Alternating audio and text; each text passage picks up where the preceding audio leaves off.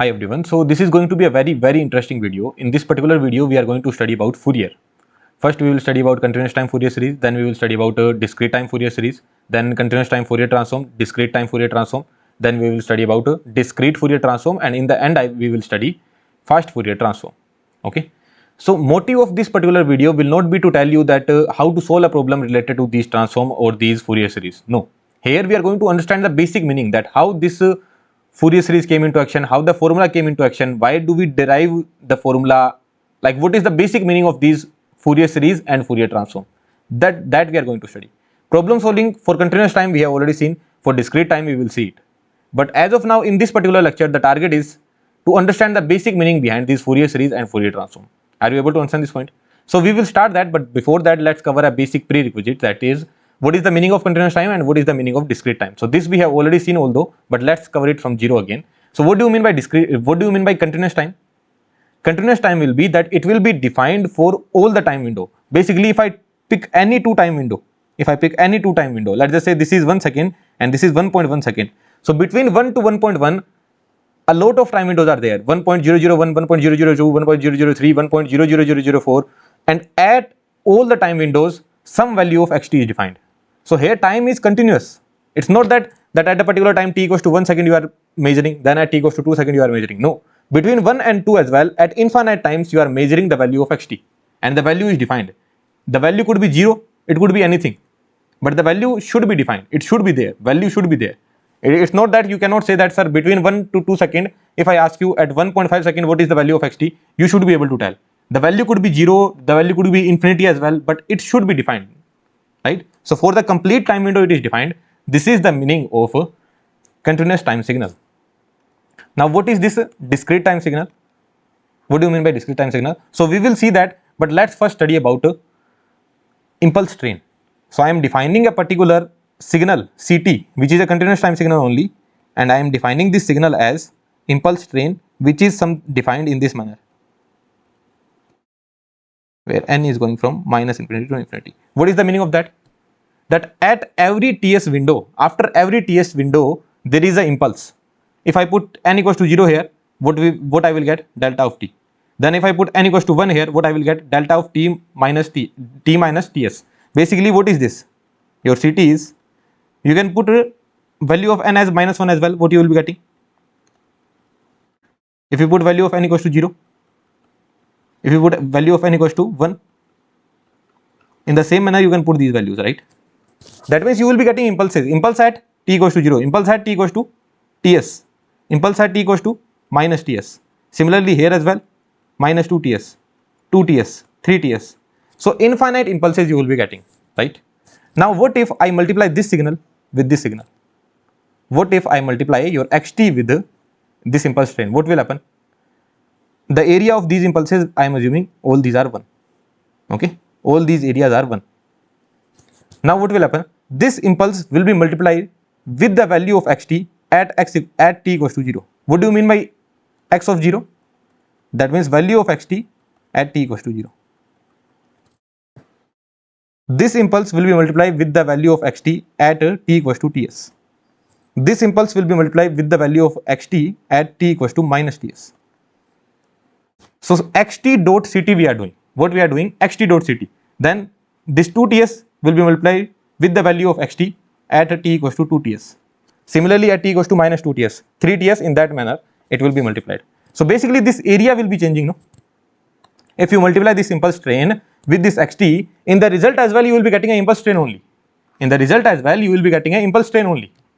Here you will be getting an impulse train. If you multiply xt with the impulse train, here you will be getting the impulse train only, but the thing would be that their area which were initially 1, now those area will be x of 0, x of ts, x of 2ts, and here it would be x of minus ts, x of minus 2ts. In this manner it could be there, and rest all point would be 0 as well. So we don't care about all these things. So this is your xt dot ct. Now next points could be 0 as well. We don't care about those points. It could be anything, like here if the value was non-zero, then you would get non-zero. If the value is 0, you would get 0, right? So this point was 0, this point is Here the area is x of 0, x of ts, x of 2ts, x of minus ts, and here the area is x of minus 2ts. Now let me know one thing, is this signal continuous? Surely it is continuous. This signal is also continuous only. If I ask you what is the value of Ct at ts by 2, what you will say? 0. Here the value is non-zero. Here the value is infinity. Area is 1, value is infinity. At 2ts, area is 1, value is infinity. At 3ts, area is 1, value is infinity. At ts by 2, what is the value? 0 only. At 3ts by 2, what is the value? 0. At 3 by 4ts, what is the value? 0. At 5 by 2ts, what is the value? 0. Here as well, minus ts by 2, what is the value? 0. So values are defined. The value could be 0, but the values are defined. So it is a continuous time signal only. Ct is also a continuous time signal. And what about this one? This is also a continuous time signal only. If I ask you what is the value of xt dot ct, I am calling this as xst. So what is the value of xst at t equals to ts by 2? You will say it is 0. Values are defined. Surely the values are defined. That means it is also a continuous time signal only. But now from this continuous time signal, I am making another signal. And that signal I am calling as x of n. What I am calling? X of n. This signal I am calling as x of n. So here what I will be doing? Here what I will be doing? I will be calling this ts time as first sample. What I am calling? First sample. Actually what I am doing is that this xt was there. Xt was there. I don't want to calculate the value of xt at all the points. So what I did, I calculated the value of xt at t equals to 0. I calculated the value of xt at t equals to ts. I calculated the value of xt at t equals to 2ts. So this is what I was getting. Now from here, will I be able to predict the waveform of xt? Yeah, roughly you can predict the waveform of xt. If you just join these peaks, if you join the peaks of these impulses, roughly you are able to predict the waveform of xt. Right? This kind of waveform was there. This kind of waveform was there. So roughly you are able to predict the waveform. Say yes or no. So that's why instead of checking the value at all the points, I checked the value at some certain points only. So this kind of waveform I was getting. Now what I am doing? I am already having their area. Right? I am already having their area. So what I am saying? This I am calling as first sample. This I will be calling as second sample. Basically I am calculating the sample. The 0th sample I calculated here. The minus 1st sample I calculated here. The minus 2nd sample I calculated here. This ts value could be anything. Ts value could be 2. If the ts value was 2, what does that mean? That first value you are calculating at t equals to 0. Then second value you are calculating at t equals to 2 seconds. Third value t equals to 4 seconds. Then t equals to 6 seconds. And in the negative side, t equals to minus 2 seconds, t equals to minus 4 seconds, t equals to minus 6 seconds. In that manner you are calculating the values. So these values are defined by the area of these impulses. If you multiply a continuous time signal with an impulse train, which is also a continuous time only, so you will get an impulse train only in the output, which is a continuous time signal only, but the area of these impulses will be defined with respect to the value of xt at these particular time instants. Again I am repeating the statement. When you multiply xt with the impulse train, at the output you will be getting an impulse train only, but the area of these impulses will be defined with respect to the value of xt, at these particular time instants. And this ts is known as sampling time period.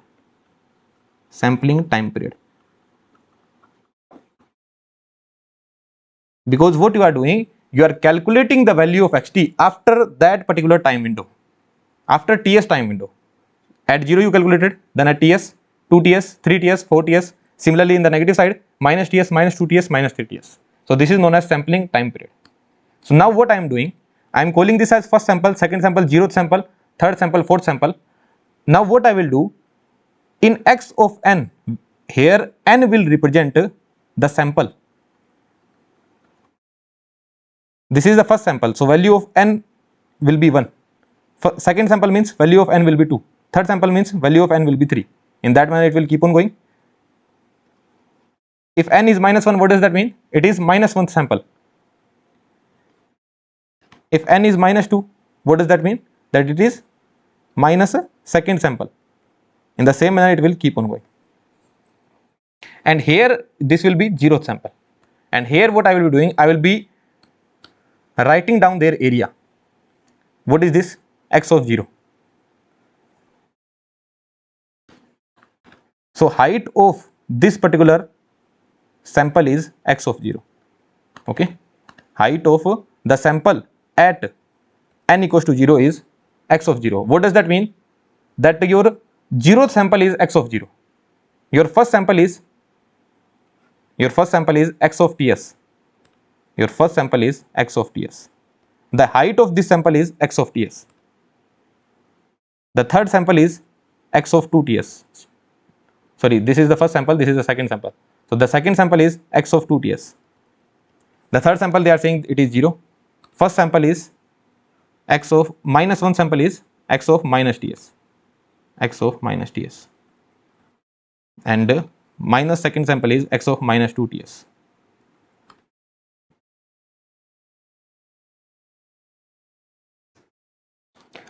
Now this is known as discrete time signal.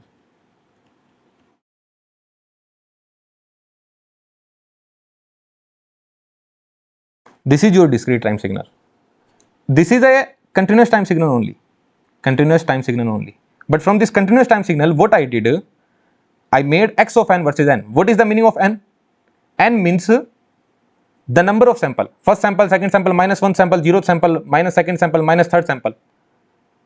And what I am plotting here, the area of these impulses. So the first sample is having a magnitude of x of ts. Second sample is having a magnitude of x of 2ts. Third sample, sorry, minus 1 sample is having a magnitude of x of minus ts. Can someone say that what is the value of half sample? Nothing, right? The sample could be either 1 or 2 or 3. So n has to be an integer, no? What I am saying, n has to be an integer. N is the number of sample. So first sample, second sample, third sample, it is basically like clicking a picture. This was a continuous time signal. It was a continuous time signal. But now what I am saying, if I am moving my hand, you will click my pictures. I am moving my hand like that. Now you have a camera, you will click the picture. Now how fast you will click the picture, that depends on you. Some guy will be clicking the picture in 1 second, he might be clicking 50 photos. Some guy would be clicking in 1 second, he can click 100 photos, right? So what will be its sampling time period? In 1 second, if someone is clicking 50 photos, in 1 second, if someone is clicking 50 photos, so one sample he is taking in 1 by 50 second. In 1 second, he is taking 50 samples. That means in 1 by 50 second, he is taking one sample. So this will be its sampling time. So if I move my hand like that in 1 second, that means he will be clicking 50 photos. One photo will be here, second photo, third photo, fourth photo, fifth, sixth, second, sixth, seventh, eighth, ninth, 10. In that manner, 50 photos would be there. Can there be 3 by second photo? Like 1.5th photo, 2.5th photo, 3.5th photo? No. So here n equals to 1 by 2 is not even defined. Here t equals to 1 by 2 could be there. Whatever the value of t at whatever the value of xt is there at t equals to half second, that would be there, that would be defined. But here n equals to half is not even defined. N equals to minus half is not even defined. N equals to 3 by 2 is not even defined. So this is the basic difference between continuous time signal and a discrete time signal. What does that mean? That n has to be an integer. So no one can ask you what is the value of x of 1 by 2. Here I can ask you that what is the value of x sample t at ts by 2. Since it is a continuous time signal, you will say sir value is 0, because at ts you are having this value, at ts by 2 the value is 0. But if it is a discrete time signal, then x of half is not even defined. Here integer has to be there. So this is the basic difference between continuous time and discrete time. Did you understand the point? And did you understand from continuous time how do we go to discrete time? Although these we have already seen, just a revision we are doing. So from continuous time we are going to discrete time. So this is a particular kind of a discrete time signal. I don't know what kind of signal is there. I don't know what is their magnitude. One thing I can see that at n equals to 0, this will be the magnitude. At n equals to 1, this will be the magnitude. At n equals to 2, this is the magnitude. At n equals to 3, this is the magnitude. At n equals to minus 1, the magnitude is 0. The magnitude is defined, which is 0. At n equals to minus 2, this will be the magnitude. But n equals to minus 1 by 2, this is not even defined. But here for all the time window the values are defined from minus infinity to infinity. T going from minus infinity to infinity, everywhere the values are defined. But here the values are only defined for n belonging to integer. Is that clear to you? So this is the basic difference between continuous time and discrete time signals. Okay.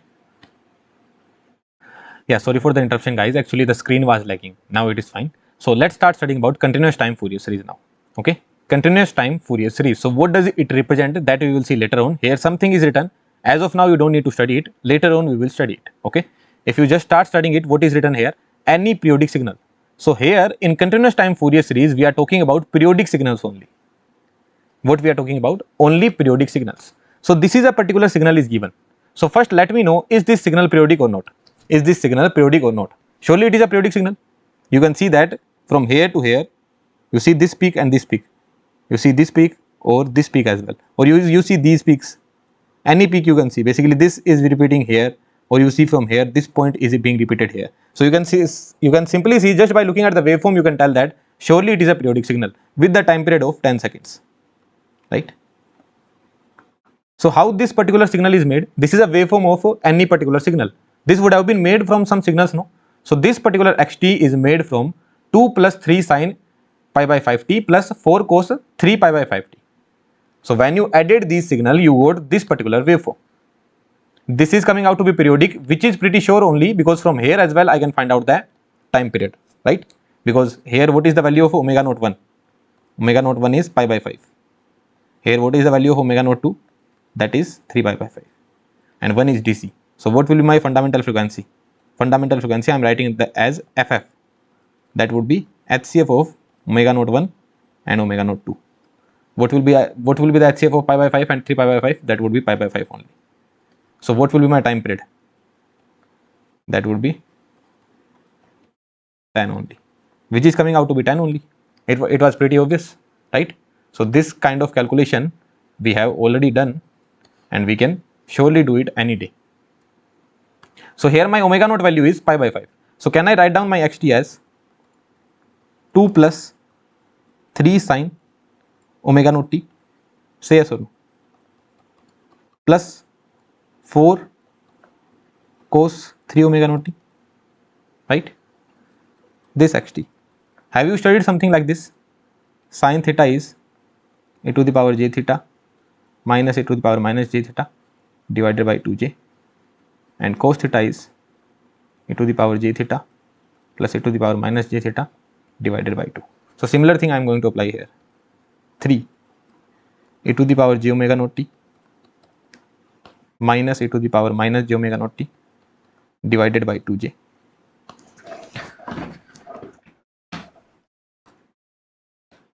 Divided by 2j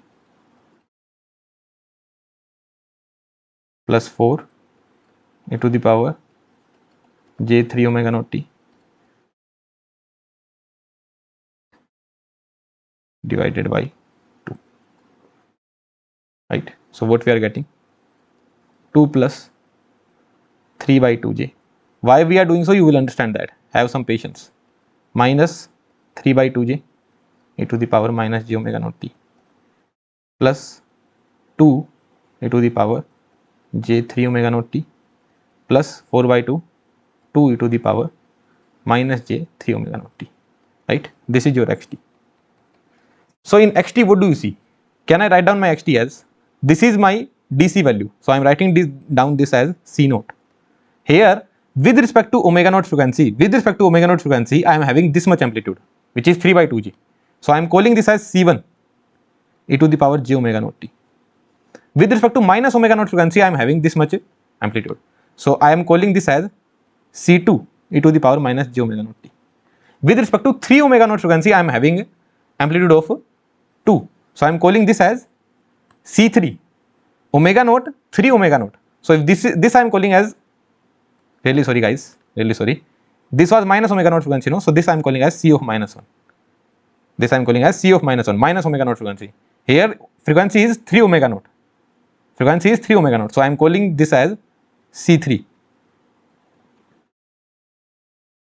Here the frequency is minus 3 omega naught. So I will be calling this as C of minus 3. If there was something called e to the power j 5 omega naught t, then I will be calling that as C5. If there was something called e to the power minus 4j omega naught t, minus 4j omega naught t, and here some value is written, let's just say alpha. So I will be calling that my C of minus 4 is alpha. Are you able to understand this point? But all other things are 0. So basically from here, what do you see? Your C0 value is 2. Your C1 value is 3 by 2j. Your C of minus 1 value is minus 3 by 2j. Your C3 value is 2. And your C of minus 3 value is also 2. If someone asks you what is the value of C2, that is 0. If someone asks you what is the value of C of minus 5, that is also 0. Basically rest all the things are 0. What I mean to say is that any periodic signal xt could be written in this manner: C0 plus C1 e to the power j omega naught t. This is the fundamental frequency which we are calling as omega naught. This pi by 5 is omega naught. So C1 e to the power j omega naught t, C of minus 1 e to the power minus j omega naught t, plus C2. Here C2 value is 0, j2 omega naught t. What does this represent that C2 value is 0? That means this particular signal is not having 2 omega naught frequency. This particular signal is not having any component of 2 omega naught frequency. And what do you mean by 2 omega naught frequency? Omega naught value is pi by 5. So 2 omega naught will be 2 pi by 5. So can you see 2 pi by 5 anywhere in this signal? No. You cannot see 2 pi by 5 anywhere in this signal. So basically what is the meaning of this? C2 is 0. That means in this particular signal there is no component of 2 omega naught frequency. There is no component of minus 2 omega naught frequency as well. Basically C of minus 2 is also 0, right? C of minus 2 is also 0. C of 3 is non-zero. And in that manner you can just keep on writing. C of minus 3, then C of 4, C of minus 4, C of 5, C of minus 5. So this I am writing as generalized. This is a generalized form. Are you able to understand this point? So can I write down my xt as summation n goes from minus infinity to infinity Cn e to the power j n omega naught t. This is equals to xt. Did you understand this point? If you put n equals to 0 here, what you will get? C0 e to the power 0. E to the power 0 will be 0 only. So you will get this C0. If you put n equals to 1, C1 e to the power j omega naught t. If you put n equals to minus 1, C of minus 1 e to the power minus j omega naught t. If you put n equals to 2, C2 e to the power 2 omega naught t. If you put n equals to minus 2, C of minus 2 e to the power minus 2 j omega naught t. If you put n equals to 3, C3 e to the power j 3 omega naught t. If you put n equals to minus 3, then in that manner you will keep on getting the expression. So this is the expression of xt I am able to write down. Now let's read back the definition. Any periodic signal can be represented as a sum of complex. Here what is the word written? Complex. So any periodic signal can be represented as a sum of complex exponential. As a sum of complex exponentials of discrete frequencies. Discrete frequency means you are talking about omega naught, then directly you are talking about 2 omega naught. First you talked about omega naught, then directly you talked about 2 omega naught. That means first you talked about pi by 5, then directly you talked about 2 pi by 5. Here you talked about 2 pi by 5 and directly 2 pi by 5, then 3 pi by 5. So you are not even talking about pi by 5 into 1 by 2. You are not even talking about pi by 5 into 3 by 2. So these are the discrete frequencies. First you talked about first you talked about 0 frequency, then omega naught, then 2 omega naught, then 3 omega naught, 4 omega naught, 5 omega naught, and in the negative side minus omega naught, minus 2 omega naught, minus 3 omega naught. You are not talking about minus 3 by 2 omega naught. You are not talking about minus 5 by 2 omega naught. Are you able to understand this point? So only we are talking about discrete frequencies, right? So every periodic signal can be represented as a sum of complex exponential of discrete frequencies which are integer multiple of omega naught, which are integer multiple of a fundamental frequency which is omega naught only. So all these discrete frequencies are integer multiple of omega naught. Integer multiple means omega naught, 2 omega naught, 3 omega naught, 4 omega naught. So this will not be valid only for this particular signal. For any periodic signal, this particular thing will be valid. That any periodic signal can be represented as a sum of complex exponentials, whose frequency is integer multiple of fundamental frequency, whose frequency will be integer multiple of fundamental frequency. C of 1 is having a frequency of omega naught. C of minus 1 is having a frequency of minus omega naught. C2 is having 2 omega naught. C of minus 2 omega naught. C of 3 omega naught, in that manner. So this is how you can represent your xt, and this xt has to be periodic. So for every periodic signal, this particular thing will work. For every periodic signal, this particular thing will work. So this is how I can represent my xt, which I can write down here again. So xt can be represented, n goes from minus infinity to infinity, Cn e to the power j n omega naught t. Well and good. Now can you draw the graph of Cn versus n? I am not drawing Cn versus omega, Cn versus n. That means what was the value of C0? If you put n equals to 0 here, that means what was the value of C0? The value of C0 was 2. The value of C0 was 2. The value of C0 was 2. What was the value of C1? What was the value of C1? The value of C1 was 3 by 2j. So 3 by 2j is a complex value, so you can show positive side as well, negative side as well. So I am showing it positive side only. 3 by 2j. What was the value of C2 at n equals to 2? What was the value of C2? That was 0. What was the value of C3? C3 was 2. C3 was 2. Oh, okay. Sorry. C2 was 0 and C3 was 2. C3 was 2. In the similar manner, minus 1. C of minus 1 was minus 3 by 2j. So I am showing it in the negative direction. If someone asks you C of 4, that would be 0. C of 5, everything else will be 0. It can go up to infinity. So all these will be 0 now. 0, 0, 0, 0, 0, 0, 0, 0. C of minus 1 was minus 3 by 2j. Now you cannot say, sir, this is positive, this is negative. No. I am not saying that this is positive, this is negative. No, nothing like that. Because this is a imaginary number. You cannot say it is positive or negative. Right? So you cannot say that. Just I am showing it. If I am showing this by 3 by 2j, this I am showing by minus 3 by 2j. Then what is the value at minus 2? That is 0 only. What is the value at minus 3? C of minus 3 is 2. C of minus 3 is 2. So this is your C of n. Right? After that, everything is 0.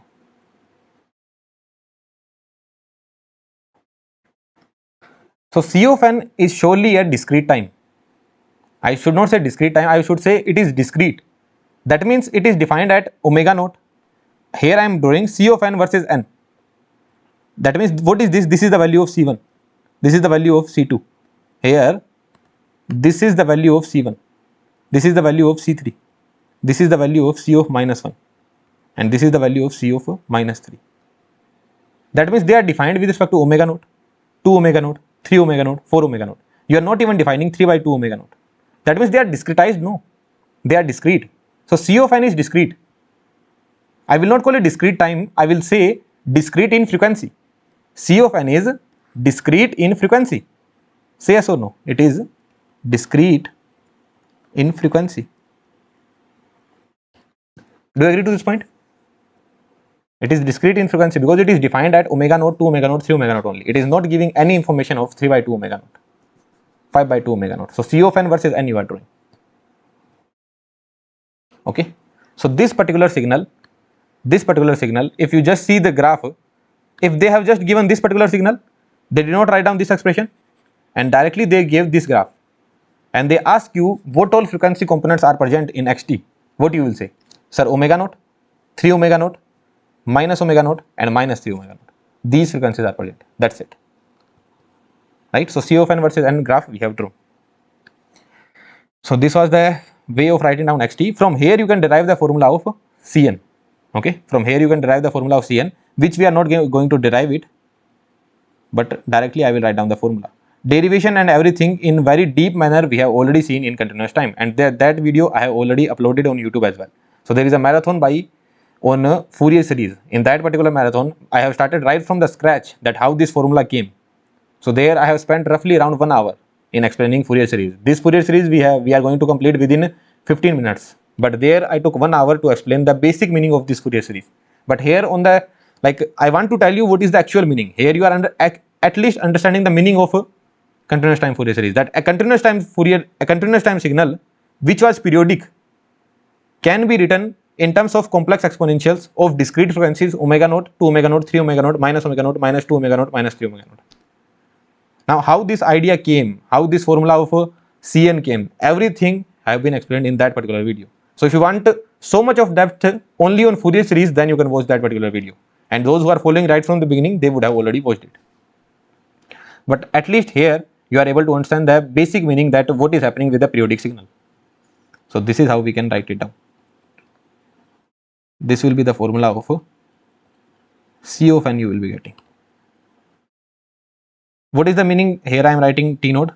That means you are integrating for one time window. Time window could be anything. You can take the time window from minus T naught by 2 to T naught by 2. You can take the time window from 0 to T naught. So basically I will choose the time window in a manner that there is no discontinuities on these points. Basically, what if my signal is something like this? That this point is T naught, this point is 0, and it is being repeated here. So I will not take the window from 0 to T naught, because here there is discontinuity, here also there is discontinuity, right? So what I would do, I would take that window from minus T naught by 4 to 3 T naught by 4, right? Because at minus T naught by 4, this is the value, at 3 T naught by 4, this is the value. No discontinuity is there, right? So usually I try to avoid the discontinuity. So that's why I write down T naught here, that any T naught window you can take, because xt is periodic with T naught. What is T naught here? T naught is the fundamental time period of xt. And what is omega naught? Fundamental frequency of xt, right? Now when this formula will converge, what is the meaning of convergence? Convergence means, like if I am saying x of t should converge, what does that mean? That this value should be finite. The value should not be equals to plus infinity or minus infinity. The value of xt should be finite. This is the meaning of convergence. So can I write down mod of xt should be less than infinity? This I am saying when x of t should converge. But what I am saying, when my c of n will converge, what is the meaning of converging? That means mod of cn should be less than infinity. What is the value of mod of cn? 1 by T naught x of t e to the power minus j n omega naught t dot dt, and mod should be less than infinity, right? Do we have the page? No. So here only we have to do the work. Now if you take mod inside of a integration, let's just say this integration is written and there is a mod. If I take the mod inside, then what will happen? This would be less than or equals to mod of xt dot dt. Basically, let's just say this is your xt. You take the integration, plus area, negative area, what will be the answer? 0. And you take the mod, answer will be 0 only. But what if you take the mod of xt first? That means this negative area would become positive. If I am taking the mod first, that means this negative area would become positive. This area was already positive, this was the negative area, this negative area would become positive. And then I integrate, what is the answer we are getting? Somewhat greater than 0, right? So this particular part will always be greater than this part. So when I take the mod, and if I take the mod inside on this function, then what will happen? Less than or equals to sign will come. And when both of them will be equal, when xt is totally positive, let's just say this is your xt. So if you take the mod inside, or you first take the integration and then you take the mod, both will give the same result. If I integrate this particular function, what will be the area I will be getting? Area I am getting as plus. Now if I take the mod of this function, which will be the same only, mod of this function will be the same only, and then you take the area, that area will also be the same, right? So that's why greater than equals to sign. So here what will happen? This particular part, here what I am doing, 1 by T naught, this integration I am taking inside, sorry, this mod I am taking inside. So that means already here this particular part should be less than or equals to, this particular part should be less than or equals to 1 by T naught mod of x of t e to the power minus j omega naught t dot dt.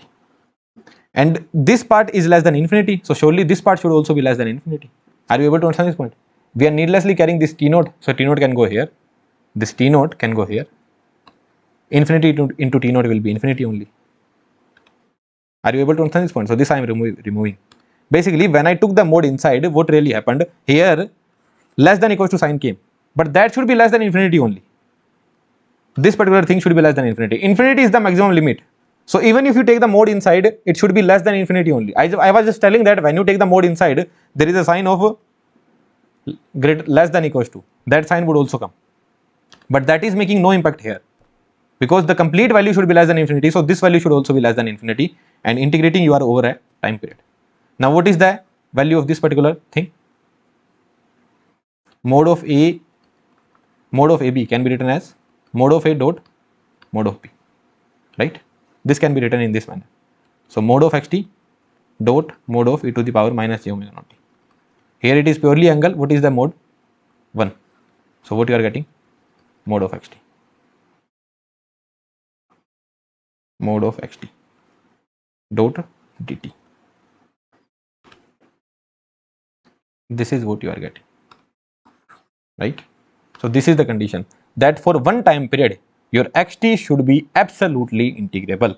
What it is known as, if this condition you are getting, that means for one time period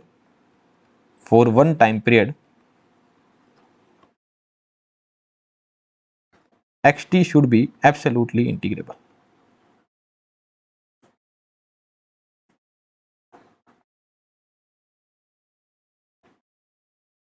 So on xt, two conditions we are getting. When this particular thing will be defined, that xt is equals to addition of complex exponentials of discrete frequencies omega naught, 2 omega naught, 3 omega naught, minus omega naught, 2 minus 2 omega naught. This will be applicable only when your xt is periodic. Along with that, xt should be, in one time period, xt should be absolutely integrable. That means when you take the mode of this and you calculate the area, that area should be less than infinity. That means that area should be finite.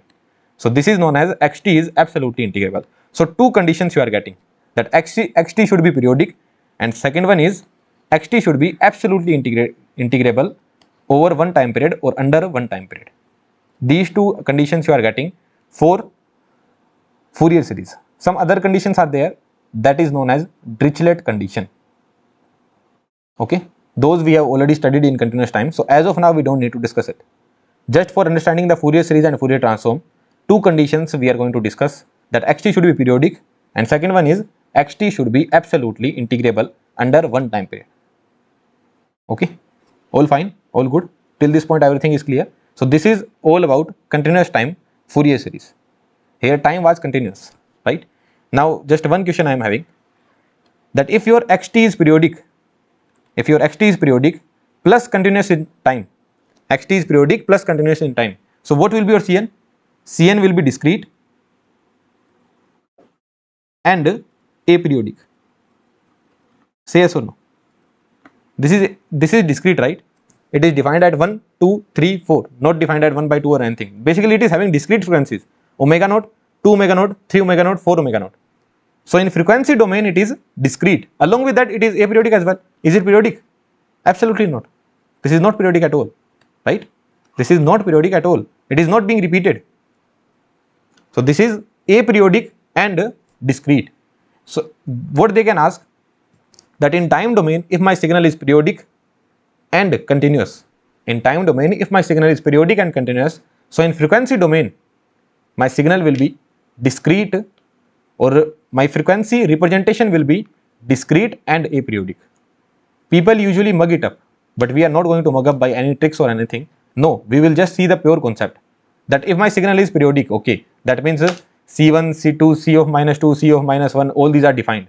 Okay, these are discrete only. That means I will get the component as discrete. So these things are discrete. Along with that, it is aperiodic as well. So my frequency representation is discrete and aperiodic. Will you be able to remember it? No need to remember, you will be able to think it. Periodic signal, okay, I can represent in C1, C2, C3, C4. So my frequency domain representation would be discrete, because I will be talking about omega naught, 2 omega naught, 3 omega naught, 4 omega naught. So this is discrete. Along with that, it is aperiodic as well. So this is about your continuous time Fourier series. Now we are going to study about discrete time Fourier series. Now we are having the same signal only, but it is sampled at Ts equals to 1 second. What does that mean? That means after every 1 second we are collecting the sample. N equals to 0, N equals to 1, 2, 3, 4, 5, 6, 7, 8, 9, 10. At 10 we are getting the same value. You see this particular waveform. This is a discrete waveform. But in place of t, what we have put nts, and value of ts we are taking as 1. So x of t would be replaced with x of nts, but the value of ts you have taken 1. That means x of t will be replaced with x of n. And versus n we can draw. That means first sample, second sample, third sample. So this kind of a periodic signal we are getting, but discrete time periodic signal we are getting. Now our time is discrete. That means we are talking about 1 second, 2 second, 3 second, minus 1 second, 0th second, minus 2 second, minus 3 second, minus 4 second. So this kind of discrete signal we are having. Is that clear to you? So this is your x of n. And is this periodic? Surely it is periodic, because when we talk about Fourier series, we talk about periodic signal only. And you can see that this and this, or you can see these peaks as well. All these are being repeated. Surely it is a periodic signal with the time period of 10 seconds, but we can calculate the time period on our own, because I know the expression. The expression of my x of n is this: 2 plus 3 sine pi by 5 n plus 4 cos 3 pi by 5 n. So this is the expression of x of n. Can I calculate the value of omega naught 1? This is the discrete frequency. Still I will write down omega naught only. That is pi by 5. This is 3 pi by 5. Right? So from here, if I calculate n naught 1, what that would be? That would be 10. And from here, if I calculate n naught 2, what that would be? 10 by 3? No. N naught value has to be integer, so you can multiply with 3. So n naught 2 is also 10. So that means what will be your n naught? N naught will be LCM of 10 and 10. I hope you know for discrete time how do you calculate the fundamental time period, because in basics we have studied all these kind of things. So fundamental time period here is 10 seconds, which you can see from here as well. I should not say 10 seconds, I will say 10 samples. Fundamental time period is 10 samples. So n naught value is 10. What will be the value of a fundamental frequency? That would be pi by 5. So ditto same analysis we can do here. What will be your x of n? Can I write down my x of n in this manner? 2 plus 3 sine omega naught n plus 4 cos 3 omega naught n. Omega naught value is pi by 5. Do you agree to this point? Right? So similarly, the same analysis I will do here. So what I will be getting? My x of n will be replaced as 2 plus 3 by 2j e to the power j omega naught n minus 3 by 2j e to the power minus j omega naught n plus 4 by 2. That means 2 e to the power 3 omega naught n plus 2 e to the power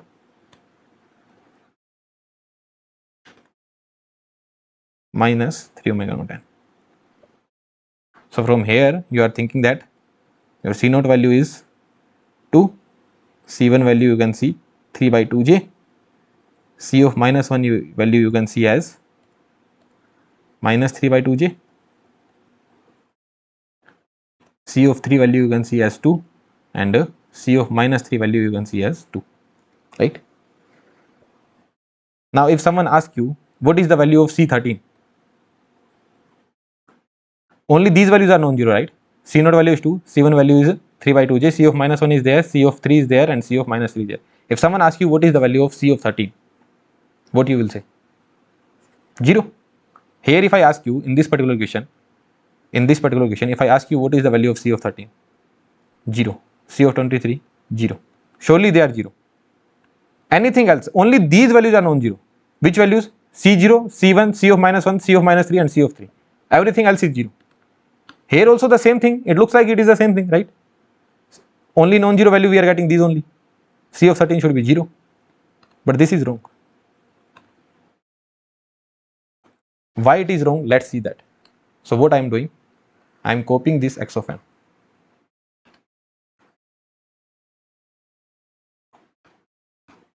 Why it is wrong? That we are going to see. Can I write down my x of n in this manner? Pi by 5n plus 2n pi plus 4 cos 3 by 5n plus 2n pi. This is also x of n only. There is no issue with that. This is also x of n only, right? Because sine 2n pi plus theta will be sine theta only. Cos 2n pi plus theta will be cos theta only. So I can do this thing. What I am getting, let's see.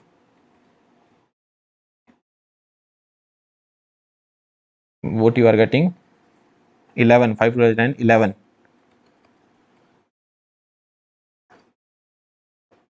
And here what you are getting, 13.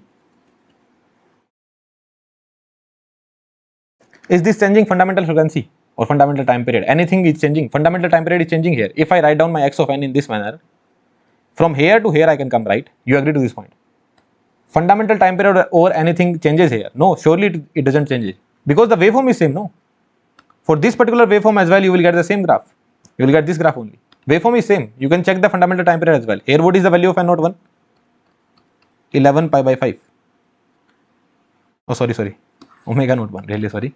What is the value of omega naught 1 here? That is 11 pi by 5. So what will be your n naught 1? 2 pi divided by 11 pi by 5. Right? So pi will get cancelled. Here I can multiply with 11, because here I will be getting 10 by 11, but I need the integer value. So n naught 1 is coming out to be 10. Similarly, this is 13 pi by 5. What will be n naught 2? So 2 pi divided by 13 pi by 5. So here you will be getting 10, and then you multiply with 13. So here also you are getting 10. So what is your n naught? N naught will be LCM of 10. That would be 10 only. And what would be your omega naught? That would be pi by 5. 2 pi by 10, that would be pi by 5 only. So here fundamental frequency is still pi by 5, which is obvious. What you are getting? 11 omega naught n, right? 4 cos 13 omega naught n. So from here C naught value is 2, no doubt about that. What this will throw? This will throw C of 11 and C of minus 11. Here this was throwing C of 1 and C of minus 1. What I can do, I can just simply break it down if you are getting confused. A to the power j 11 omega naught n, 11 omega naught n divided by 2j divided by 2j. 4 13 omega naught n minus 13 omega naught n divided by 2, and here divided by 2, right? So C11 value is 3 by 2j, C of minus 11 value is minus 3 by 2j. From here you can see that C0 is 2, C11, because this is the 11th harmonic. What is the meaning of harmonic? Again I am introducing another term, so forget about harmonic. What you can say, this is the 11th discrete value, omega naught, 2 omega naught. Basically omega naught means first harmonic. Okay, 2 omega naught means second harmonic. So with respect to first harmonic you get C1, with respect to second harmonic you get C2. Second harmonic minus 2 omega naught is also known as second harmonic, and minus omega naught is also known as first harmonic only. So with respect to first harmonic you get C1 and C of minus 1. With respect to second harmonic you get C1 and C of minus 2. So here with respect to 11th harmonic, C of 11 I am getting 3 by 2j. C of minus 11 I am getting minus 1 by 2j. C of 13 I am getting 2, and C of minus 13 I am getting 2 as well. But here you are saying it is 0, but here it is coming non-zero. That means something wrong is there. What wrong is there we will see, but something different is there. You understood? From continuous time to discrete time, something surely different is there. The similar thing you could not do in the continuous time, right? You cannot say that, sir, here I will put 5 pi by pi t plus 2 pi t. You cannot do this thing here. 2 pi t you cannot put. You can put 2 pi. You can put 2 pi. But now here t is not coming common. But here what really happened? Here what really happened? Here I put 2n pi. N could be any integer. This n is also integer. But if t is continuous time, so here I cannot put, in the previous one, I cannot put 2 pi t here. This thing I cannot do here. That's why it was there as it is. That's it. But now I could put 2n pi there. Here I could put 2n pi. Similarly, what I can do, I can put minus 2n pi as well. What I mean to say is that I can simply copy everything from here. What I will do, I will just copy everything from here everything from here in the next page. And what I will be doing, that in place of plus 2n pi, I am putting minus 2n pi now. In place of plus 2n pi, I am putting minus 2n pi. So what I will be getting now? 10. Here I will be getting minus 9. Minus 9. And here I will be getting 10 minus 7. Minus 7. So here you are getting minus 9 omega naught n. And here you are getting minus 7 omega naught n. All fine. So 2 plus e to the power j theta. This is theta. Theta is negative this time. Minus e to the power minus j theta. This is negative, so negative negative will become positive. 3 is already there, divided by 2j. 3 is already there, divided by 2j. 4 e to the power j minus 7 omega naught n divided by 2 plus 4 e to the power j 7 omega naught n divided by 2. So C naught value is coming out to be 2 only. C naught no issue, but other things. C of minus 9 is coming out to be 3 by 2j. C of plus 9 is coming out to be minus 3 by 2j. C of minus 7 is coming out to be 2, and C of 7 is coming out to be 2. Here you are doing with respect to 2n pi and 2n pi. You could have done the same thing with 4n pi as well. What I mean to say is that, let's copy the same thing again. Now what I am going to do, in place of 2n pi, what I am going to do, 4n pi. Because 2n pi, 2 pi, 2 pi, 2 pi, 2 pi, you keep on going in the cycle, you will get the same thing only. So here I could have done 4n pi as well. So what I will be getting? Are you able to understand? Something very good we are going to conclude from here. 21, 23, 23, 21. C naught is 2 only. C21, 3 by 2j. C of minus 21, minus 3 by 2j. C of 23, 2. And C of minus 23 is also 2. Right? Can I draw the graph of C of n now? I will not draw the graph of C of n. I will call it C of k. Okay? What I will call it? I will call it C of k. So what I am drawing? I am drawing the graph of C of k.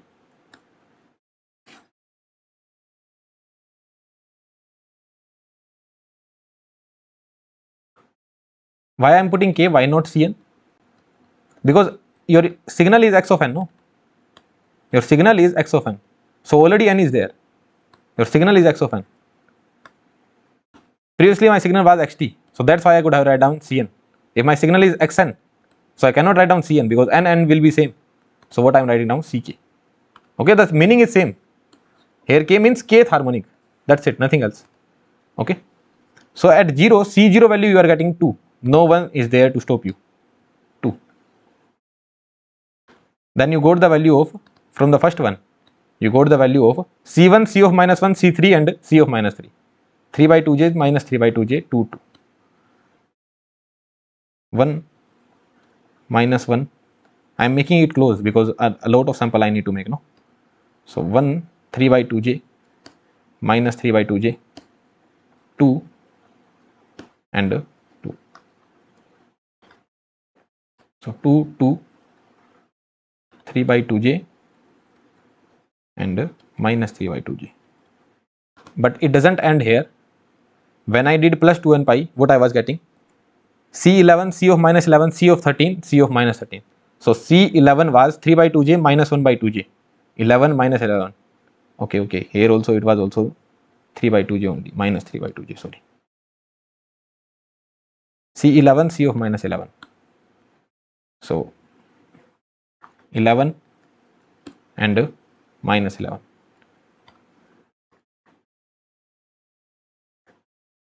Three by 2j minus 3 by 2j.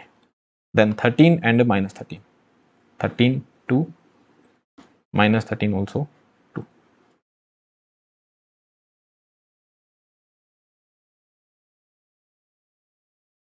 Then I did with 4 and pi. No, here C of minus 9, C of 9, C of minus 9 and C of 9, minus 3 by 2j, minus 3 by 2j. C of 9 was minus 3 by 2j. C of 9, C of 9 was minus 3 by 2j, and C of 9 was plus 3 by 2j. And other thing, C of 7 and C of minus 7, 2 2, C of 7 and C of minus 7,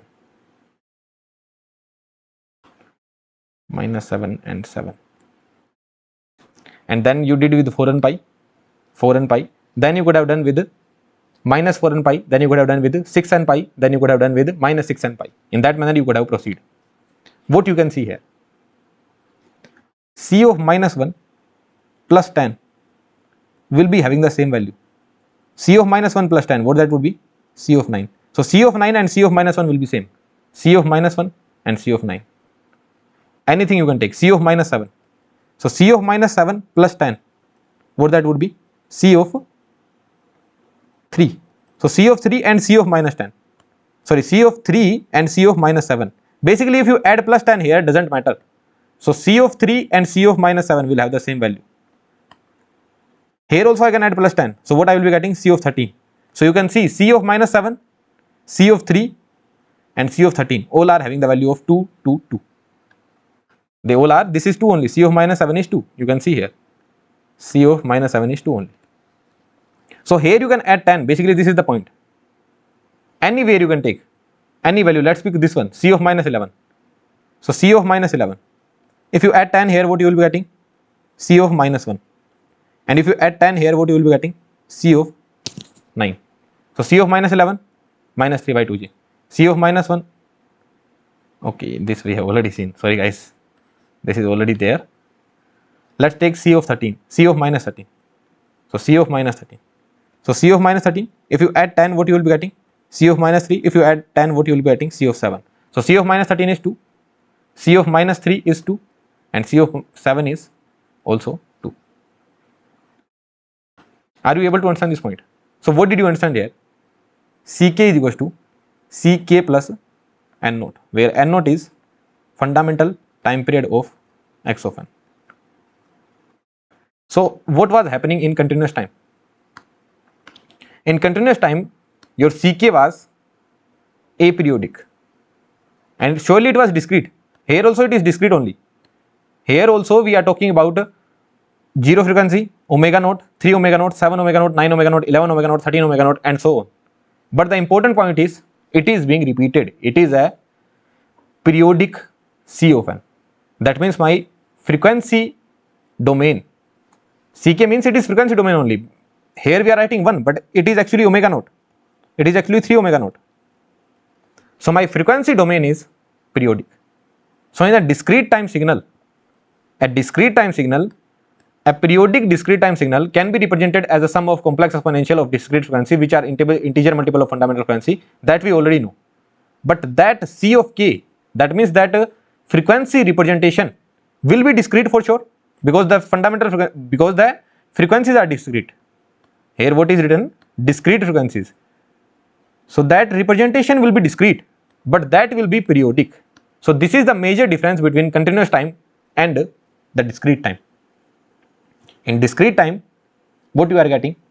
You are getting a periodic C of k. Is that clear to you or not?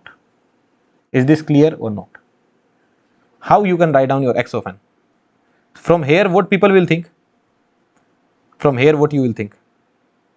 That sir, I will write down my x of n as in the same manner.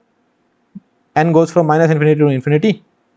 C of k e to the power j k omega naught n. Here I am writing k. If k is equals to 1, e to the power j omega naught. If k is equals to 1, e to the power j omega naught n. If k is equals to, and here limit of k I am putting. So from here if I put a limit of k, that means If I put k equals to 1, then what I am getting? C1 e to the power j omega naught n. C1 e to the power j omega naught n. If I put k equals to 3, so C3 e to the power j 3 omega naught n. C3 e to the power j 3 omega naught n. If I put C of 5, so C5 e to the power j 5 omega naught n. C5 e to the power j 5 omega naught n. So this is what I will be thinking, that this is how I should write down my x of n. But if you expand it, what you can do? C naught, then C1, and whatever you are getting here, then C of minus 1, whatever that you are getting here. Then in that manner you keep on doing. What is the periodicity here? 10. C10 e to the power j 10 omega naught n. Here what you are writing? J omega naught n. And here this is C0 only. What is this? C0 and C10 are same.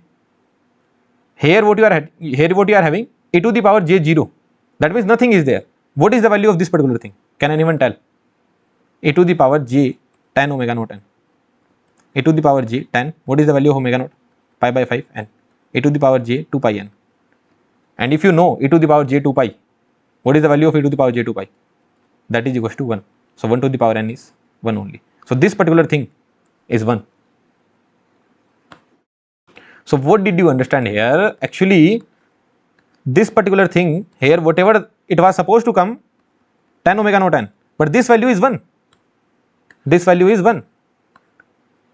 This value is 1. And C0 and C10 are already same, because I told you C naught, C of k is equals to C of k plus n naught. N naught value is already 10. So C0 will be equals to C of 10. So this thing and this thing are same only. So why should we write down separately? We can club them, no? Next we can do what we can see. Let's see at C of minus 11. Are you able to understand this point? Next one would be C of, let's just say C of minus 11 minus 11 omega naught n. Right? Find out the value of this particular thing. What is this? C of minus this was minus 1, right?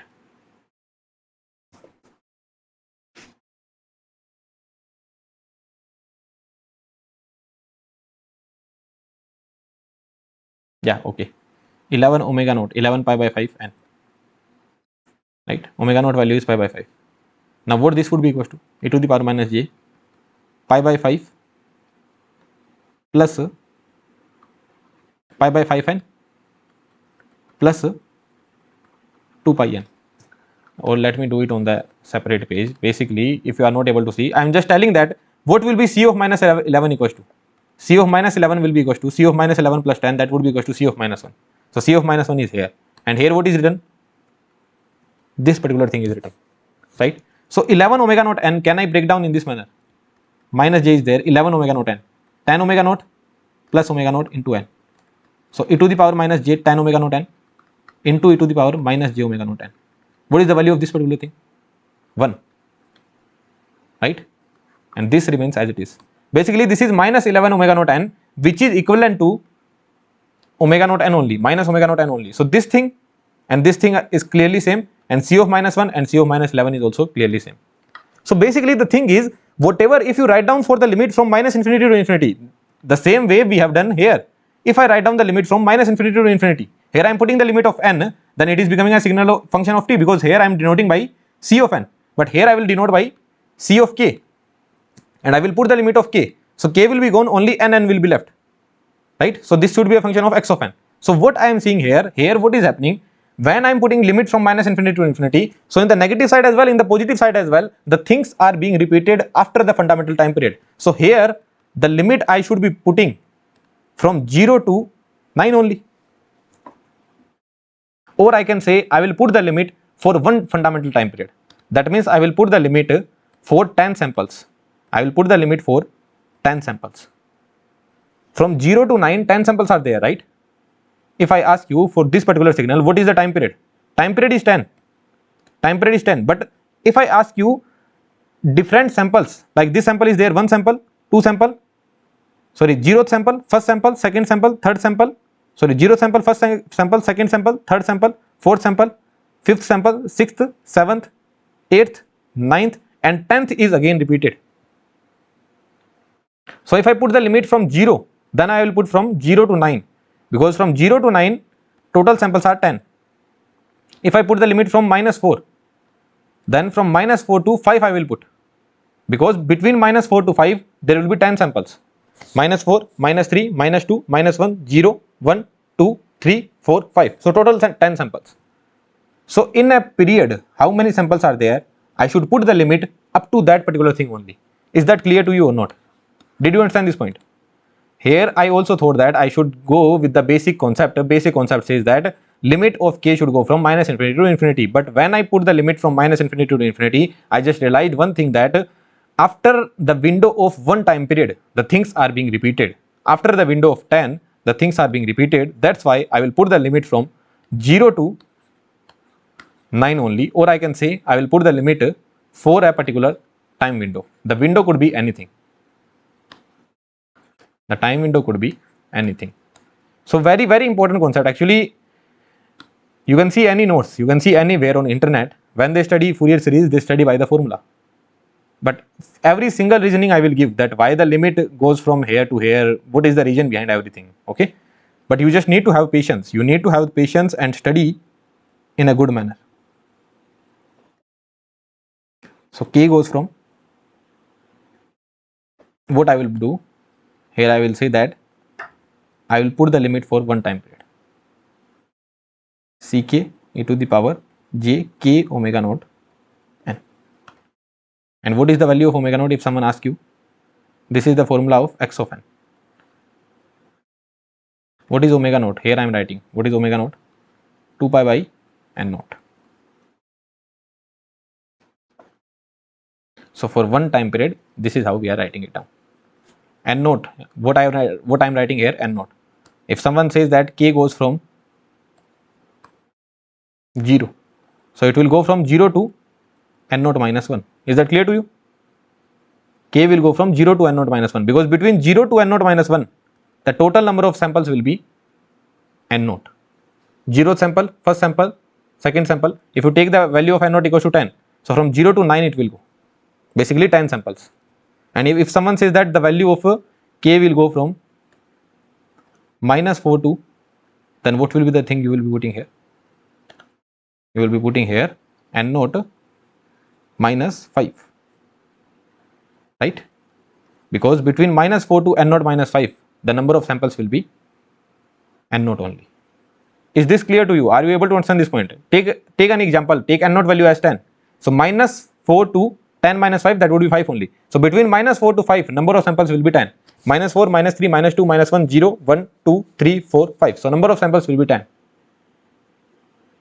So whatever the periodicity is there for that particular time, for that particular window, I need to take the limit of k. Okay. So limit of k will go from, here I am just putting that k will be there for n naught time window. Now for this particular question, if someone asks you to define ck,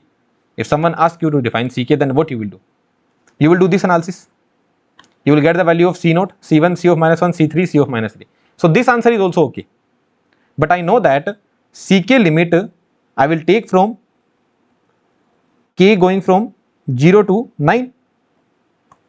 Or I can take any window. I can actually take any window. I can take from -4 to 5 as well. I can take from -3 to 6 as well. I can take from -6 to +3 as well. Or I can take from -20 to -11 as well. I just need to take one sample. Sorry, I just need to take one time period. So usually we define with respect to positive value. So if someone asks you what is the value you are getting, C0 you are getting, C of 1 you are getting, C of -1 you are getting, C3 you are getting, C of -3 you are getting. You did this analysis, you got these values. But from here you know one thing, that if you are getting C0, that means you will be getting C10 as well, you will be getting C20 as well, you will be getting C30 as well, and all these value will be equals to 2. If you are getting C1, that means you will be getting C11 as well, you will be getting C21 as well, you will be getting C31 as well, and all these value will be equals to 3 by 2j. From here, if someone asks you,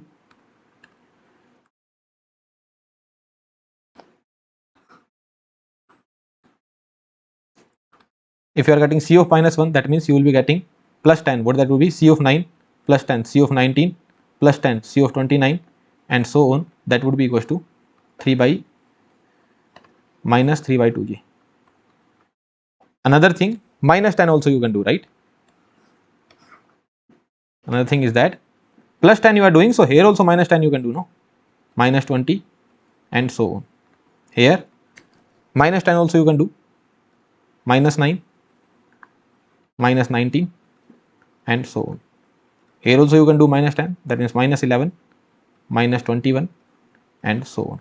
So similar thing you can do with C3 as well. C3, C of 13, C of 23 and so on 2. Then previously what you will get, minus 10, that means C of minus 7, C of minus 17 and so on. So usually they define for one time period, that means what they will be defining, between 0 to 9, what all things are non-zero, between 0 to 9, C0, C1, C9, C3 and something else will also be there. Yeah, from here you will get C of minus 3 we do not see, right? C of minus 3, if I add 10, so C of 7 you will get C of 17 and so on. And here what you will see, C of minus 3 minus 10, C of minus 13, C of minus 23 and so on. So between 0 to 9, C0, C1, C9, C3 and C7, these are non-zero. So kind of CK they can define in this manner, that C0 value is 2, then C1 value is 3 by 2j, then C2 value is 0, C3 value is 2, C4 value is 0, C5 value is 0, C6 value is 0, C7 value is 2, C8 is 0, C9 is 0 and C10 is 0, and this will be repeated here as well and backward as well. So this is how they can define CK, and here they will put this mark, that means this is the 0th point, C0, C1, C3, C7, C9, and after that it will be repeated backward as well, it will be repeated. So this is how they can define C of K. Is that clear to you? All fine? All good? Okay, I am just telling that how the answer could be written. Concept is clear to you, but answer could be written in this manner, that for this particular x of n, this would be my C of K, or they can make the waveform as well. So CK will be periodic and surely it is discrete. From here you can get the formula of CK. What was the formula of C of n? C of n was 1 by T naught in case of continuous time for one time window, right? So here what you will get, 1 by n naught. Here x of t was periodic, that's why integration was there. Sorry, not periodic, sorry. Here x of t was continuous in time. X of t was continuous in time, so that's why integration was there. So here summation would be there. If it is discrete in time, that means summation would be there. This was continuous in time. For continuous in time, we use integration. For discrete in time, we use summation. So summation sign would be there. N. Here it was there for one time period. It was there for one time period. So here also it will be there for one time period only. It will be there for one time period. E to the power minus jk omega naught n. So this is the formula you will be getting for CK. So these are the formula of xn and CK. Look, I always tell that if T and T both are coming together, then minus sign would be there in complete signal system. If T and T both are coming together, then minus sign would be there. So here n and n both are coming together, minus sign would be there. Here this n was here, this n was here, no negative sign. N and n will reflect each other. T and T will reflect each other. If they are reflecting each other, negative sign. Confusion will be with this negative sign. But if you have understood the concept, then there will be no confusing. There will be no confusion if you have understood the concept, because you would know that okay, C naught e to the power j omega naught n. Sorry, C naught plus C1 e to the power j omega naught n plus C of minus 1 e to the power minus j omega naught n. C2 e to the power j 2 omega naught n. C of minus 2 e to the power minus 2j omega naught n. So you would be able to write down Ck e to the power j k omega naught n. And from here you can write down very easily Ck as well. So xt formula, Cn formula you know, xn formula and Ck formula also you know, right? And if this xt is periodic, then the window will be for one time period. Xn is periodic, the window will be for one time period. Ck is periodic, the window will be for one time period. Basically, no matter whether you use integration or summation, whatever that is written, if that is periodic, then window will be for one time period. If that is aperiodic, then the window will be from minus infinity to infinity. Again, I am repeating what I am saying. First thing is that when you will use integration, you will use integration when here there is a continuous time signal. And if there is a discrete time signal, you will use summation. Then you will see what I am writing down here. Let us say I am writing down xt, and this xt is periodic. So I will take the integration for one time period. But if this xt is aperiodic, I will take the integration from minus infinity to infinity, which we will do in continuous time Fourier transform. Similarly here, let us say I write down ck. I will see if this ck is periodic or aperiodic. It is aperiodic. Sorry, it is periodic. So that's why I will take the limit from one time window. If I write down x of n here, x of n, I will see whether this x of n is periodic or aperiodic. If it is aperiodic, that means I will take the integration from, I will take the summation from minus infinity to infinity. But if it is periodic, then I will take the summation from for n naught window. Are you able to understand what I am saying? xt integration, xn summation. Then see the nature. Anything could be written. ck could be written, xn could be written, x omega could be written, xt could be written, anything could be written. You need to see the nature. If it is periodic, then take the integration for one time period. If it is aperiodic, then take the integration from minus infinity to infinity. This is just a way to remember the formula. Otherwise, we are deriving everything. We are understanding everything. So here, summation is written, ck is written. What is ck? ck is periodic. ck is discrete. Yes, if it is discrete, summation is there. Right? So ck is discrete, summation is there, and the window is taken for one time period only. Why one time period? Because ck is periodic. Periodic and discrete. Because of discrete, there is summation. Because of periodic, one time window is there. Here, xn, discrete or continuous? It is discrete. So summation is there. Periodic or aperiodic? Periodic. And note is there. Let's go to the previous one where we wrote down two formula. Here, Cn, continuous or discrete? Cn is discrete. So that's why summation is there. Cn is periodic or aperiodic? Aperiodic. Limit is going from minus infinity to infinity. xt, continuous or discrete? Continuous. That's why integration is there. Periodic or aperiodic? Periodic. Limit is there for one time window. Okay. Similar thing we will be doing in Fourier transform, Laplace transform, jet transform, discrete time Fourier transform, DFT. Everywhere we will do the same thing. Okay. These are the things which comes after a lot of efforts. Okay. So I guess you guys will be able to appreciate. This level of content as well. Okay. Otherwise, they will just write down the formula and do the question. That's it. This is the meaning of signal system for everyone in this whole gate field. But this video I am making just to change that perspective. That signal system is not mathematics. Signal system is not formula. You can remember the formula with a good amount of patience, with good amount of tricks as well, and with a good amount of understanding as well. We do not focus on problem solving. Certainly we do. Like whatever the focus is there by other institute or by anyone else, we focus more on that. Even in our lecture, you will get more problem solving skills, you will get more fundamentals, you will get more formula as well, and you will get much more concept as well, and surely much clear understanding as well. So it's not that I always look for concept only, because only concept will never help you in cracking the examination, but only problem solving will also not help you in cracking the examination. For cracking the examination, there would be some equilibrium between the concept and the problem solving, and that equilibrium will be there. Then you will be very comfortable with the subject. Yeah, it might be longer. The subject could be long. It might take more time to study, but you study it once and you are never going to forget it, right? So if you are finding it helpful, you can drop a like, you can put a like, and you can drop a comment as well.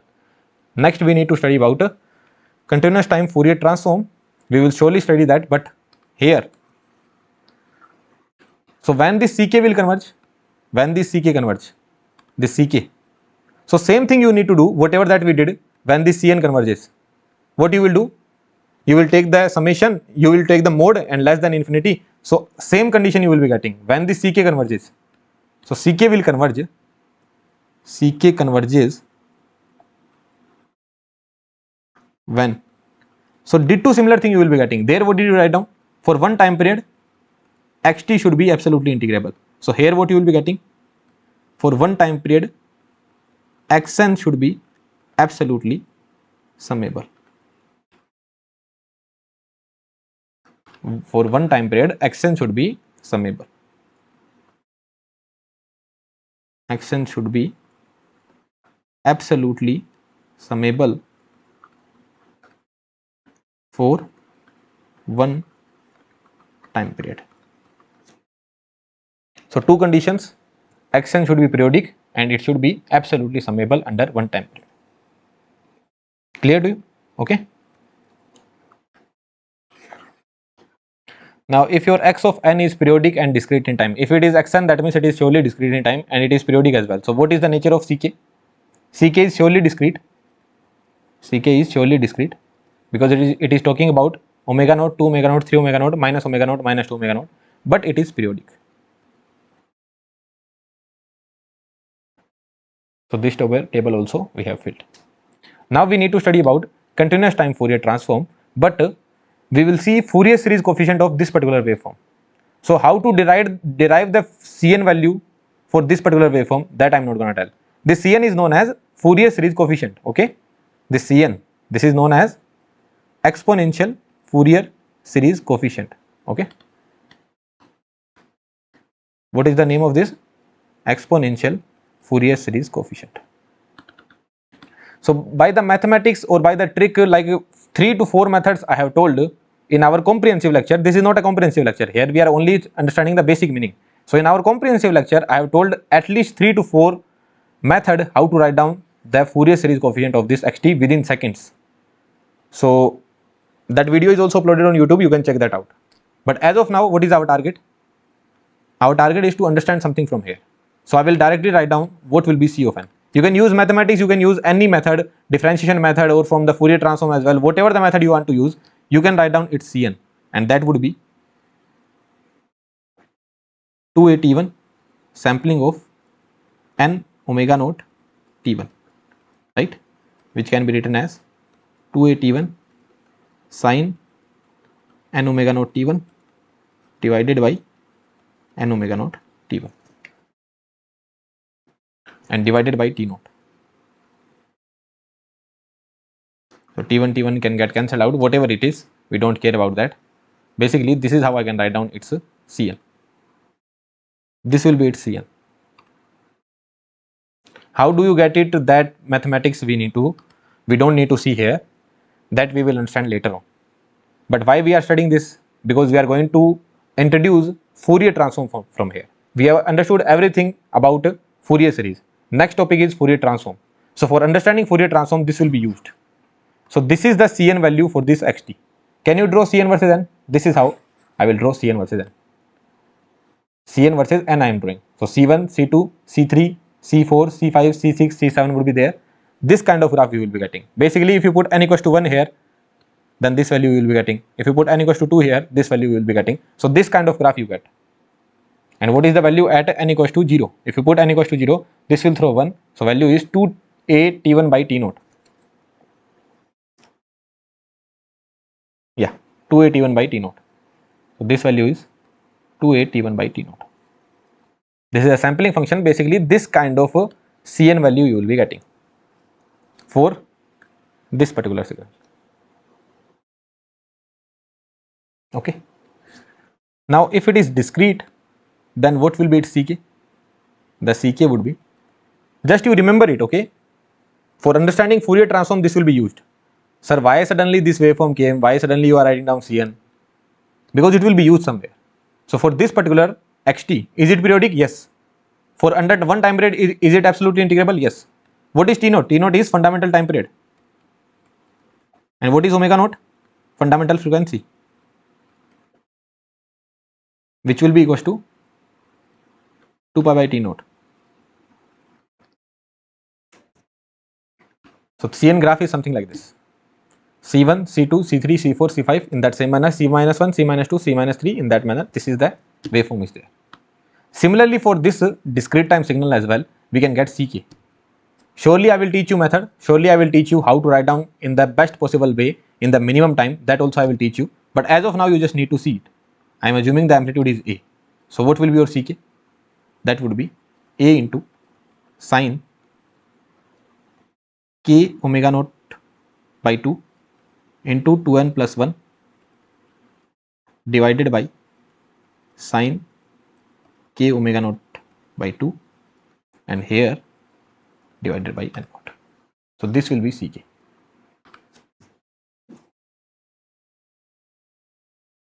Well and good. Okay. So this kind of Ck, just 1 second. Yeah, so this is the expression of Ck you are getting. Sorry for the interruption. Yeah, so this is the Ck expression. Will it be periodic? Yes, I told you. If any discrete time signal is there which is periodic, and if you find out its exponential Fourier series coefficient, then this Ck will always be periodic. This will surely be periodic, right? So what kind of graph of Ck you will get? This kind of graph of Ck you will get. You can put the values in that manner, you will get it, and it will be periodic with n naught, right?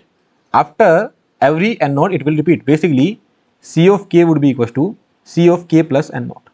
So if this point is k equals to 0, if this point is k equals to 0, then it will repeat after n naught. So this point will be n naught only.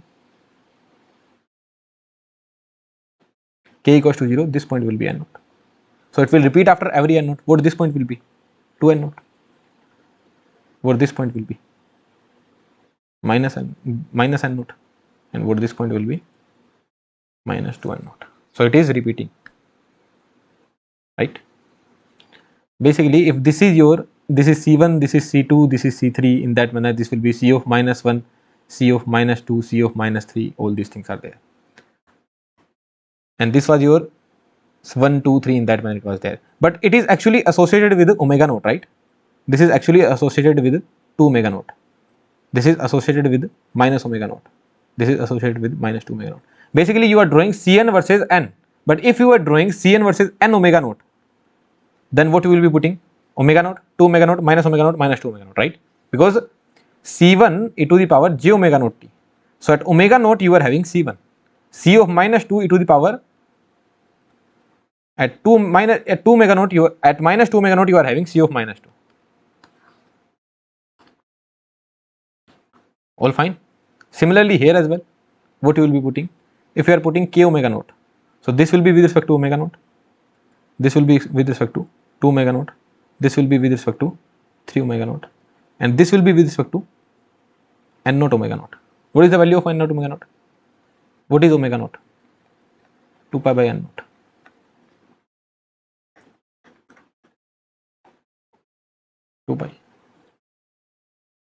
So in omega domain, here Ck versus K I am putting. But if I introduce the frequency, so in frequency it is periodic with 2 pi. You agree to this point? In frequency it is periodic with 2 pi. For discrete time, for Ck, C of n is not even periodic. For continuous time, you are saying C of n, which is not even periodic. But here, this particular thing is periodic. Ck is periodic. Periodic with n naught. If I say Ck versus K. But if I say Ck versus K omega naught, then it is periodic with 2 pi. Because first one will be omega naught, then 2 omega naught, then 3 omega naught, 4 omega naught, 5 omega naught, 6 omega naught, 7 omega naught, 8 omega naught, then n naught omega naught. Because n naught is my fundamental time period. So n naught omega naught is 2 pi only. Right? We are going to relate all these things somewhere. That's why I am teaching you. So in these slides, what you saw, for xt, this is particular Cn, this kind of graph you are getting. For xn, this particular Ck is there, this particular graph you are getting, which is periodic. Cn, aperiodic. Cn versus n, we are drawing Cn versus n omega naught. If we draw omega naught, 2 omega naught, 3 omega naught, minus omega naught, minus 2 omega naught.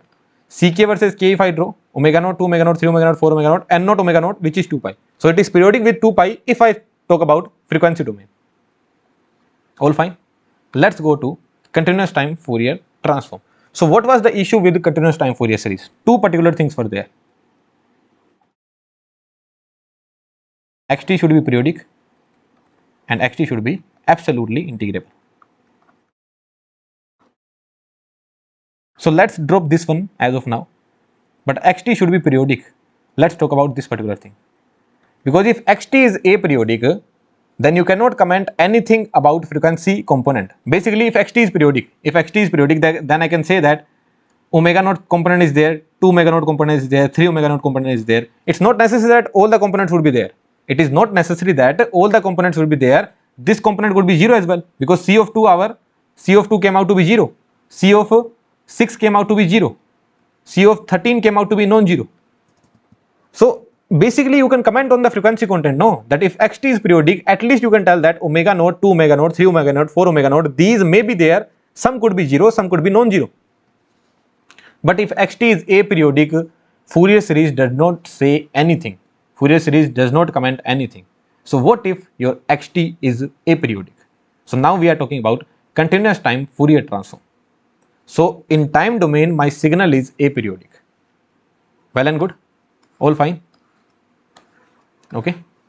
So only one issue I am addressing. Two issues were there with Fourier series, that it should be periodic and it should be absolutely integrable.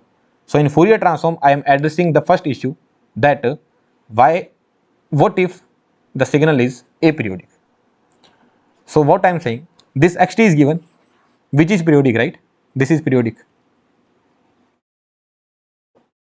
You need to make it aperiodic. How will you make it aperiodic? How will you make this particular xt signal aperiodic? What if I do t naught tending to infinity? What I am doing, I am putting this t naught, time period, tending to infinity. What will happen? All these points will go to infinity. T naught is tending to infinity, or you can say omega naught tending to 0, because what is t naught? T naught is 2 pi by omega naught. If t naught is tending to infinity, that means omega naught will tend to 0. T naught tending to infinity means this point will be going towards infinity. Infinity minus t1 will be infinity only. So whatever after t1, whatever that is there, that will be going towards infinity. So this box will be going towards infinity, and this box will also be going towards minus infinity, because this is minus t naught plus t1. So this box will be going towards minus infinity, this box will be going towards plus infinity. So all these will be going at infinity, only this box will remain. After that, other boxes are also there, they have also gone to infinity.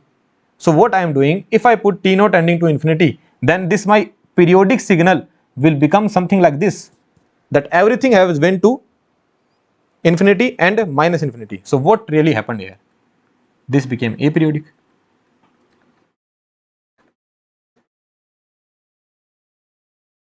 This became aperiodic when you put t naught tending to infinity and omega naught tending to 0. Now next thing what I am doing, this was your Cn of xt, right? 2a t1 divided by t naught sampling of n omega naught t1. Here I have written it, right? Next, another thing I will do, what I will do, I will multiply Cn with t naught. This t naught I am taking here, and what I am doing, I am putting limit t naught tending to infinity. Let's see what happens. So for this particular xt, for this periodic xt, do you have the waveform of Cn? Yes, I have the waveform of Cn. Now in this Cn waveform, what I am doing, I am putting t naught tending to infinity. Also I am multiplying with t naught. If I multiply with t naught, what will happen? This amplitude will not be a function of t naught. But if I am putting t naught tending to infinity, that means omega naught will tend to 0. Here I am drawing Cn versus n. If I draw Cn versus n omega naught, what does that mean? That this point will be omega naught, this point will be 2 omega naught, minus omega naught, minus 2 omega naught, and so on. And if my omega naught is tending to 0, what is the meaning of that? That means all these points are coming near. These points will come here, these points will come here, this point will come here, this point will come here, this will also come here. Like n equals to minus 3 will also come here, this will also come towards 0, this will also come towards 0, this will also come towards 0, this will also come towards 0. That means all these lines are there, all these magnitudes are there, they will be made very, very close, no?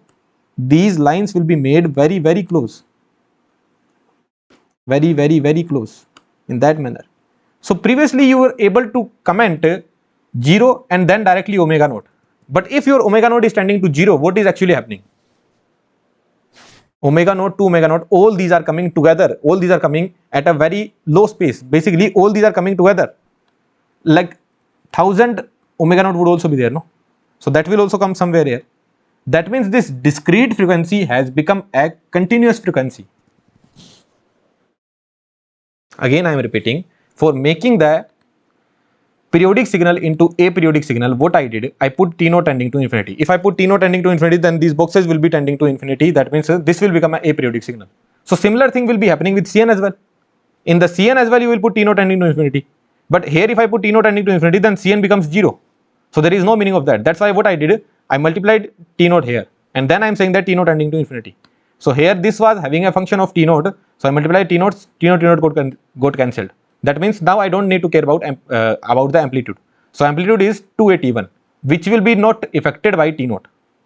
Now the thing is, if T0 is tending to infinity, then omega naught is tending to 0. That means this discrete component will come near and it will become continuous. So if I say in the discrete frequency, if I put omega naught tending to 0, then it will become omega. Tending to 0 means near 0.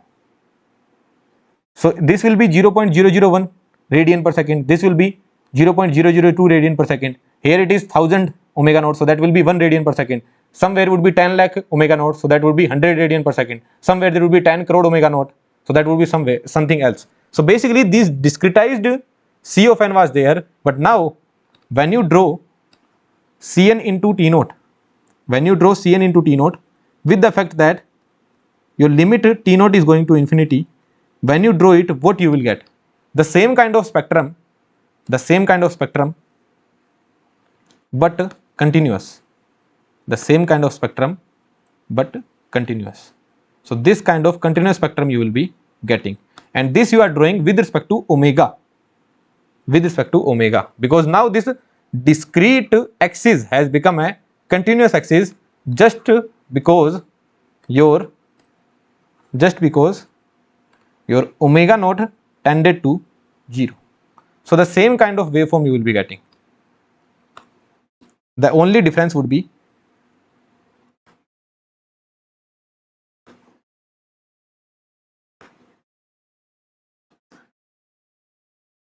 that it will be continuous this time.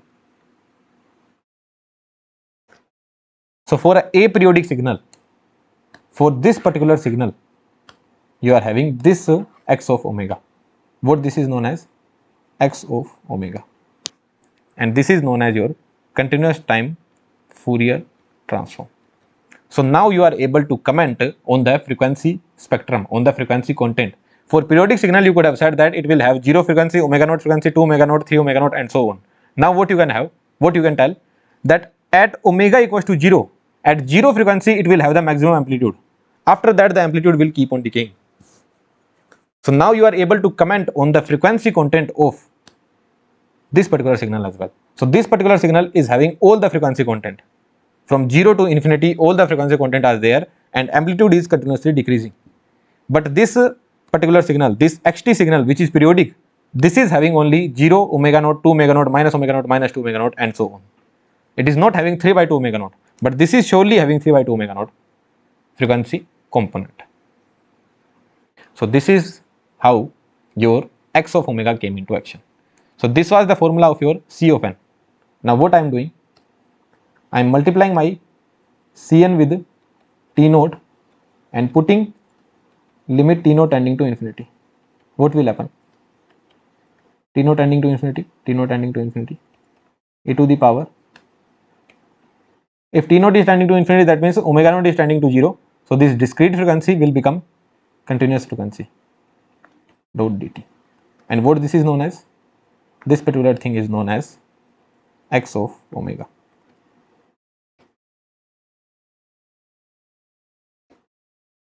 Minus j omega t dt, and this is known as continuous time Fourier transform of what this is known as continuous time Fourier transform of xt, which comments on frequency content of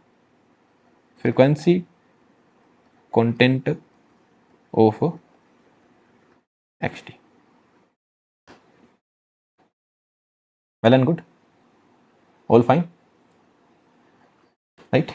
Now when this will converge, when x of omega will converge, when your mode of x of omega is less than infinity, right? When this formula will converge, when mode of this x of omega is less than infinity. So can you do the same thing?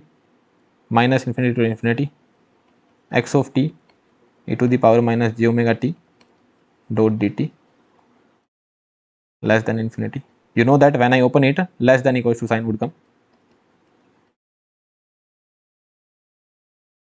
And what will be the mode of this? That would be 1. Should be less than infinity. So what is the condition we are getting? That your xt should be absolutely integrable.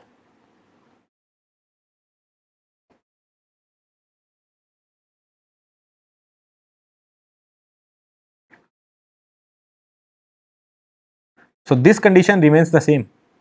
Which condition? First condition in Fourier series was that xt should be periodic and xt should be absolutely integrable. So this condition remains the same, but periodic one we have reduced. So if xt is absolutely integrable, then only you can use this formula. So this formula can be used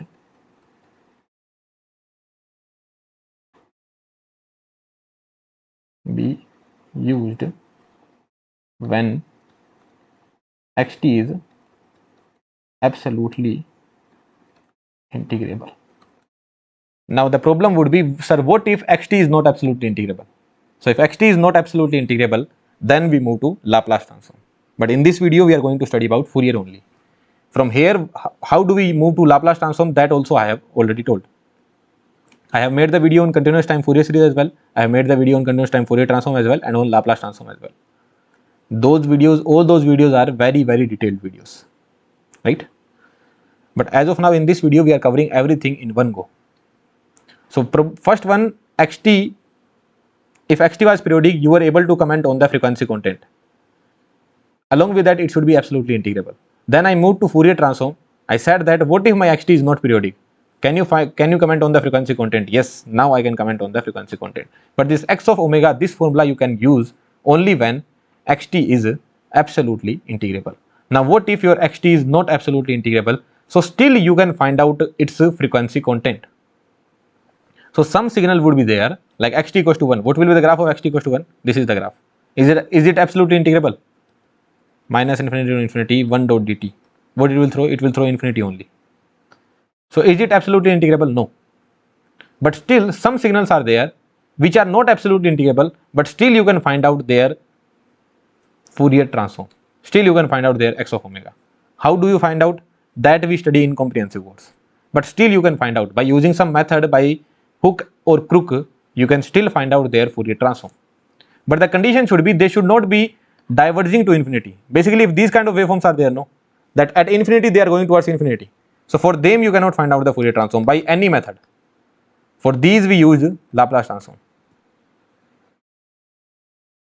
Okay. So by any method you cannot find out the Fourier transform of these signals. But if this kind of signal is there, or if ut is there, which is not diverging to infinity, right? Although at infinity the value is 1, but it is not at least going towards infinity, no. So if it is not going towards infinity, then you can find out its Fourier transform. Okay. But here this signal is also not absolutely integrable. So how do you find out? So different methods are there, that like differentiation method or approximation method. So all these methods are there which we study in comprehensive course. But as of now you just need to consider that yes, we can find out their frequency content, or we can find out their frequency spectrum, or you can call it x of omega. So x of omega can be called as frequency spectrum or Fourier transform. If I say frequency spectrum of x of t, that means I am saying that Fourier transform of x of t, right? So what is the continuous time Fourier transform of xt equals to 1? That is 2 pi del omega. Okay, just think about it. This is your xt, right? Xt equals to 1. Xt equals to 1, that means it is never changing. It is never changing. It is always constant. Constant means DC. DC means it will only have 0 frequency. This is your sinusoid. Sinusoid means it is having some frequency omega naught. If it is DC, that means what does that mean? It will have only 0 frequency. What is the graph of 2 pi del omega? Only it is non-zero at omega equals to 0. Can you draw the graph of 2 pi del omega? What I am doing, 2 pi del omega versus omega. That means it is having an area of 2 pi and magnitude of infinity at omega equals to 0. Right? Understood? What does that mean? That means only omega equals to 0 content is present. Rest all content is not present. Yes, which we can verify from here as well. If it is DC, that means only omega goes to 0 content will be there. Rest all content are 0. Here in this particular waveform, here there is a sudden jump as well. Then there is a sudden decay as well. This particular part is DC, but there is sudden jump and sudden decay. Because of that, all the frequency components are present. All the frequency components are present. But here it is always constant. That means only DC is present. So only you are having one impulse here. Okay. What will be your Fourier transform of e to the power j omega naught t? Although we will derive it in the comprehensive course, we have already derived it, but just telling you that you need to remember it, because this point I need to prove that you have find out your Fourier transform for aperiodic signal. Xt was aperiodic, but what if your signal is periodic? Can you still find its Fourier transform? Yes. So for that you need to know the Fourier transform of these signals. So for one it is 2 pi del omega. For e to the power j omega naught t, it will be 2 pi del omega minus omega naught. And for e to the power minus j omega naught t, it would be 2 pi del omega plus omega naught. Basically, if it was 1, then you were having the impulse at 0. When you multiplied 1 with e to the power j omega naught t, then this impulse shifted here. And when you multiply with e to the power minus j omega naught t, this impulse shifted here. Understood? Fine.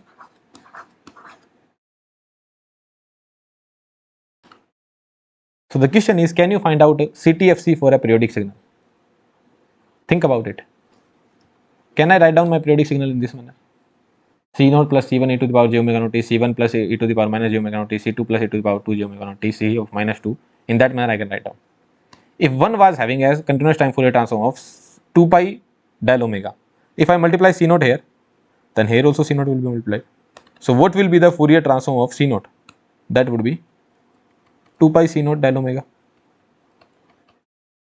Here if the Fourier transform was 2 pi del omega minus omega naught, if I multiply C1 here, what it would be? 2 pi C1 del omega minus omega naught. 2 pi C1 del omega minus omega naught. For the next one it would be 2 pi C of minus 1 del minus omega naught t is there, del omega plus omega naught.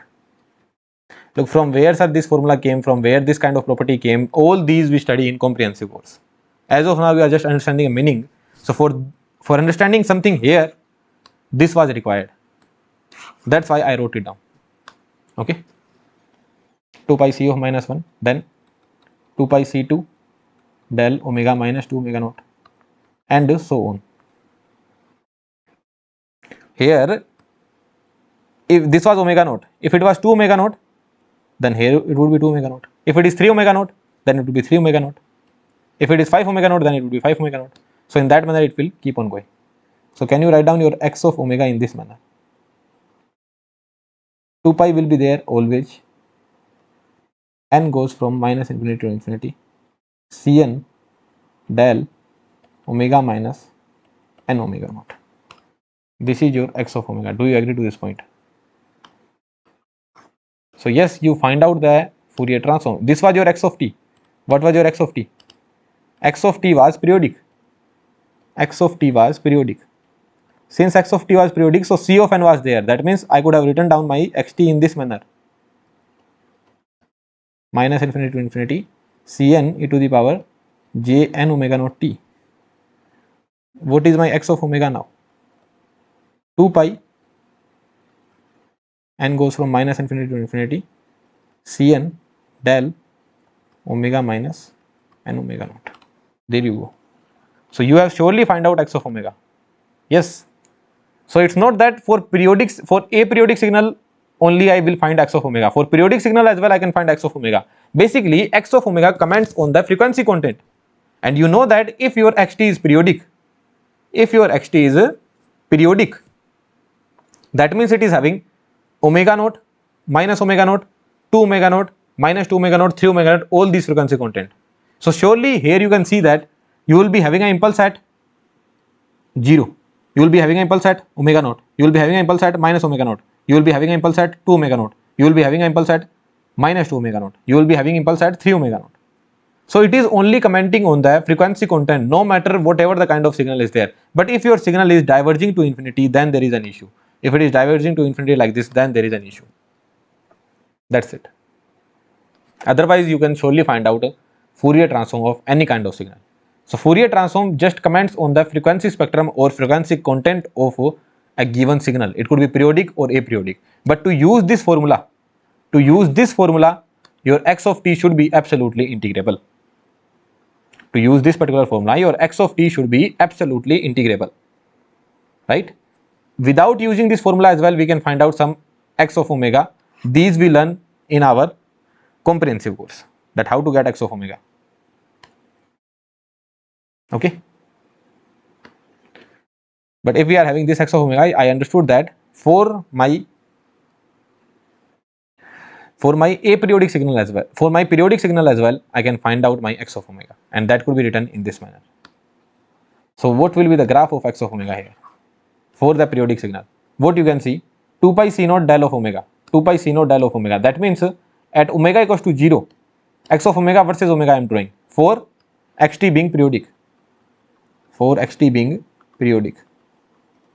So for that I am getting my x of omega. So x of omega versus omega I am drawing. So what I can see, I am having an impulse at omega equals to 0, which is having an area of 2 pi c naught.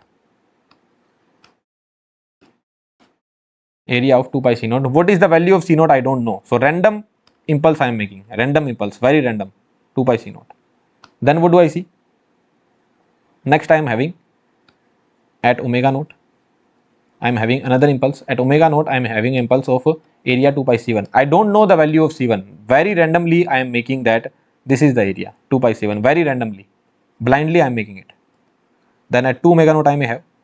It might happen that at 2 omega naught there is nothing. Basically, c2 value could be 0.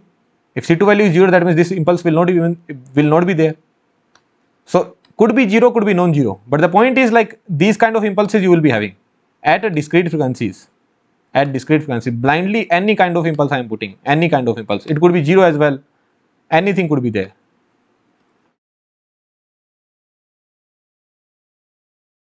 And in that manner, these things could be there, right? They will have the magnitude of, area of 2 pi c2, 2 pi c3, 2 pi c4. I am not sure about the magnitude c4, c3. I don't know. So randomly I am making anything. Magnitude will be 2 pi c of minus 1, 2 pi c of minus 2, 2 pi c of minus 4.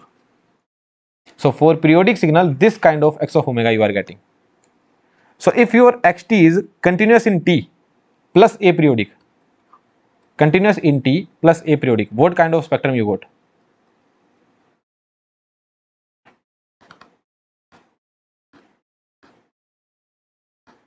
Continuous in t, like continuous in t, but aperiodic. This kind of pattern you got. This kind of pattern you got, right?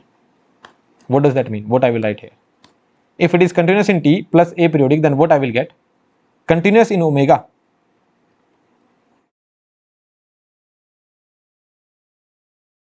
plus aperiodic.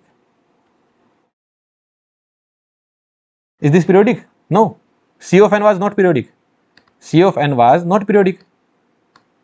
Cn was not periodic. So from here as well, this is also not periodic. Right? Continuous in t plus periodic.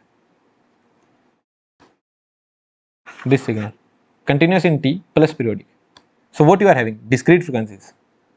From Ck as well you can understand, no? Omega naught, 2 omega naught, 3 omega naught, 0, minus omega naught, minus 2 omega naught. So discrete in frequency. Discrete in omega domain plus aperiodic. Did you understand what did I write down here? For the continuous time Fourier series, only one column was there. Continuous in t plus periodic. This column was there. But here, surely continuous in t, but for periodic and aperiodic, something different we are getting. Continuous in t plus periodic. Continuous in t plus continuous in t plus aperiodic. So what you are getting? Continuous in omega plus aperiodic. And when xt is continuous in t plus periodic, what you are getting? Discrete in omega, but it is aperiodic only. So usually guys would mug up, they will make any trick or anything like that, but no trick, nothing. Always concept should be there in your mind that for a periodic signal, a continuous time periodic signal will throw discretized frequency. A continuous time periodic signal, that means it will have omega naught to omega naught, that means discretized frequency it will throw, and it will be aperiodic as well. But a aperiodic signal will throw all kind of frequencies. From 0 to infinity, all kind of frequencies. That means it will be continuous in omega, but it will be aperiodic as well. Is that clear to you? So this is the end of continuous time Fourier transform. Now we should move to discrete time Fourier transform, but somewhere in between we are going to study something that is known as sampling. So I have already told you what is the meaning of sampling, that we are going from continuous time to discrete time. So if I multiply my MT with a impulse train, what kind of a signal I will be getting here? That I know, but what will happen to my frequency domain? That I need to tell. Okay, so I will take a pause because it's been roughly around 2 hours I am speaking straight. Okay, so I need to take a pause now. So I will take a pause, then we will study about sampling. This is simple, very simple thing. Okay, very simple thing, but we are going to relate this particular thing with something else. So we are done with continuous time Fourier transform, we need to move with discrete time Fourier transform, but in between somewhere we are studying sampling in time domain. That means I will be multiplying with my MT with impulse train. So what kind of signal I will be getting here, that I need to see. So this MT is having this kind of continuous time Fourier transform. Randomly I am putting that this is the frequency spectrum of this MT. So what will be the frequency spectrum of this sampled signal, that I need to see here. Okay, so I will take a pause and then I will come back and we will study about sampling. Yeah, hi guys, welcome back. So we were studying sampling in time domain. Okay, so what I'm going to do, I'm going to multiply my MT with the impulse train. What is an impulse train? Impulse train is at every TS instance you are having impulses. At every TS time you are having impulses. So n is, I will just write down n is integer. N can go from minus infinity to infinity taking integer value. This is del t plus del t minus ts plus del t minus 2ts, del t minus del t 3ts, in the same manner in negative side as well. So you are having the impulses will be multiplied with MT. So what kind of signal you will be getting? So your MT will be multiplied with the impulse train. So what kind of signal you are getting? So you will get this kind of impulse train, right? Just a rough diagram I will make. So at every TS instance you are getting some impulses. So this is also impulse train only, but the magnitude, but the area of these impulses are monitored by the value of MT at those particular time instance, which are 0, TS, 2TS, 3TS, minus TS, minus 2TS, and so on and so on, right? So these kind of impulses you are getting, where the values, where the area of these impulses are m of 0, m of TS, m of 2TS, m of minus TS, and so on.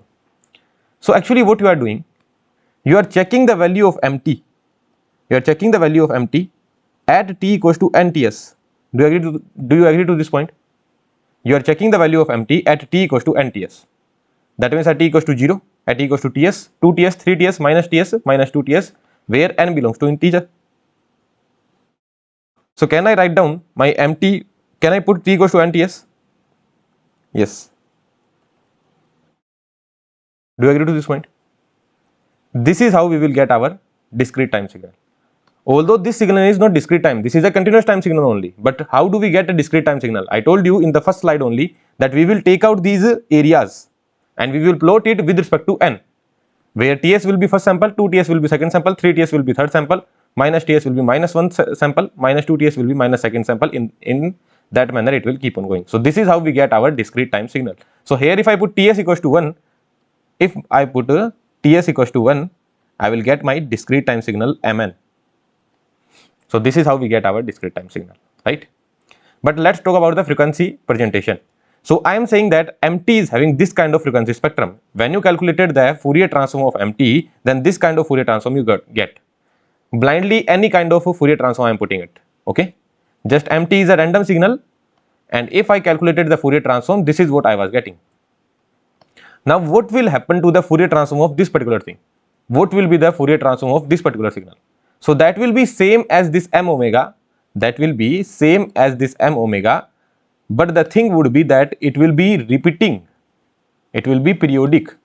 It will be periodic in positive direction as well. Along with that, it will be periodic in negative direction as well. So if you have sampled it, previously there was your empty, but once you sample it, once you convert it to discrete time, what do we observe is that it is repeating. It is repeating in frequency representation. Okay, so it will be repeated. So same as m omega, but it will be repeated by the window of omega s. Repeated by the window of omega s, because this is the omega axis. So it will be repeated by the window of omega s. That means if this point was 0, this point will be omega s. This window should be omega s. And what do you mean by omega s? Omega s is 2 pi by Ts. Now someone will say that, sir, how do you conclude that this is repeating? When you calculated the Fourier transform of this particular thing, how do you conclude that this is repeating? So that we study comprehensively, but in this video only, when we study DTFT, I will tell you why this is repeating. But although in the comprehensive course, those who have studied it, they would know that sampling in time domain will make the clones of m omega. What do you mean by clone? That means similar image you are getting here. Whatever that you are getting at at omega equals to 0, the same you are getting at omega equals to omega s, the same you will get at omega equals to 2 omega s as well, omega equals to minus omega s, omega equals to minus 2 omega s, minus 3 omega s, minus 4 omega s, in the same manner omega s, 2 omega s, 3 omega s, and so on. So you are getting the clones of this m omega, and in a very simple way we can see it, right? But in DTFT I will give you an intuition that why this is happening. So that's why we are studying it here.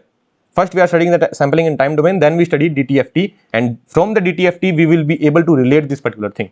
And those who have already studied CTFT completely, those who have studied the sampling theorem, they would know that here we are doing multiplication. Multiplication in time domain will result in convolution in frequency domain. So you are multiplying a impulse train in time domain. So when you convolve an impulse train in frequency domain, you will get these kind of clones. Okay. So this is the frequency spectrum that we will be getting. And in DTFT as well, we will be relating both of the things, right? We will be relating both of the things, and those who are listening to the lecture in a very good manner, they would be able to relate right now as well. Because you know that in DTFT, what we will do? We will take the DTFS, we will take the Fourier series, and we will put omega naught tending to 0. Then what will happen? The discrete frequencies will become continuous frequencies, and those continuous frequencies will become discrete, those discrete frequencies will become continuous frequency. And one thing I surely know that Ck is periodic, and if Ck is periodic and discrete frequency has become continuous frequency, so this x e to the power j omega, which is known as DTFT, that will also be periodic. And you can directly see here it is periodic. Are you able to understand this point? So that we are going to see right now only in DTFT. We did not see DTFT at all, so we will go there and we will see DTFT, right? So yeah, this is the thing. And now if I am saying that if I put Ts equals to 1, what does that mean? That omega s would be 2 pi by 1, so omega s will be 2 pi. So now similar thing will be happening here. If I am putting Ts equals to 1, so if Mn is there, if I draw the frequency spectrum of Mn, what is this? This is the frequency spectrum of, or you can say Fourier transform of Mn. So Fourier transform of Mn will be repeating by, because in Mn you need to put Ts equals to 1, right? So if I put Ts equals to 1, what do I get? What will happen? This omega s will be 2 pi. This omega s will be 2 pi. So what do you see? This frequency spectrum is repeating, but repeating with the period of 2 pi. Repeating with the period of 2 pi. Everything we are going to see, just have some patience. Okay. Every point will be connected. Every single thing will be connected. You just need to have the patience. Let's move to our discrete time Fourier transform. So forget about sampling or anything. Let's study discrete time Fourier transform. So now what you need to remember? You need to remember DTFS, discrete time Fourier series, which was there for absolutely integrable sequence. Along with that, action should be periodic. But now what if my action is aperiodic? If my action is aperiodic, then can I comment on frequency spectrum? Surely I can comment on frequency spectrum. Now this is a periodic signal, x of n is a periodic signal. Whatever that we did in the continuous time, the same thing we are doing here. This x of n is a periodic signal, it will be having some Ck, you already know that, right? Here you see, if I want to make this periodic signal into a periodic signal, what I need to do? I will put n naught tending to infinity, because if n naught tends to infinity, then these points will be going towards infinity. So only this much part will be remaining. N naught is tending to infinity, so all these sequences will go to infinity. All these sequences will go to minus infinity. So only this much part will be remaining. So n naught should be tending to infinity. If n naught is tending to infinity, that means omega naught is tending to 0, because omega naught is 2 pi by n naught, right? So this kind of signal you will be getting. Now you know that Ck for this x of n, is given by this particular thing, right? And what is the graph? This is the graph of this Ck. This is the graph of this Ck, which we have already seen. This graph we have already seen. Now what I am doing? I am multiplying this Ck with this n naught, and I am putting limit n naught tending to infinity. If I am doing this process, that means I will be able to comment on the frequency spectrum of this particular thing. When I am talking about Ck, that means I am commenting on the frequency spectrum of this particular thing. But when I am doing n naught tending to infinity, if my n naught tends to infinity, what does that mean? If my n naught tends to infinity, so this signal has become aperiodic. So now I am talking about this particular thing. So if n naught tends to infinity, what does that mean? Omega naught will tend to 0. And what all are these points? This point was k equals to 1, k equals to 2, k equals to n naught, and then Ck will be periodic with n naught. So this point will be 0. This point will be with respect to omega naught. This point will be with respect to 2 omega naught, and this point will be there with respect to n naught omega naught, right? 3 omega naught, 4 omega naught, 5 omega naught. Now if omega naught is tending to 0, what does that mean? These discrete frequency will become continuous frequency. All these sequences will come very near. If they are coming very near, that means these discrete frequency will become continuous frequencies. And important part is this will be periodic with n naught omega naught. And what is the value of n naught omega naught? That is 2 pi, because omega naught is equal to 2 pi by n naught. So n naught into omega naught is 2 pi. So what will happen? These discrete frequencies will become continuous frequency. So this kind of pattern you will be getting, which is periodic with 2 pi. Which is periodic with 2 pi.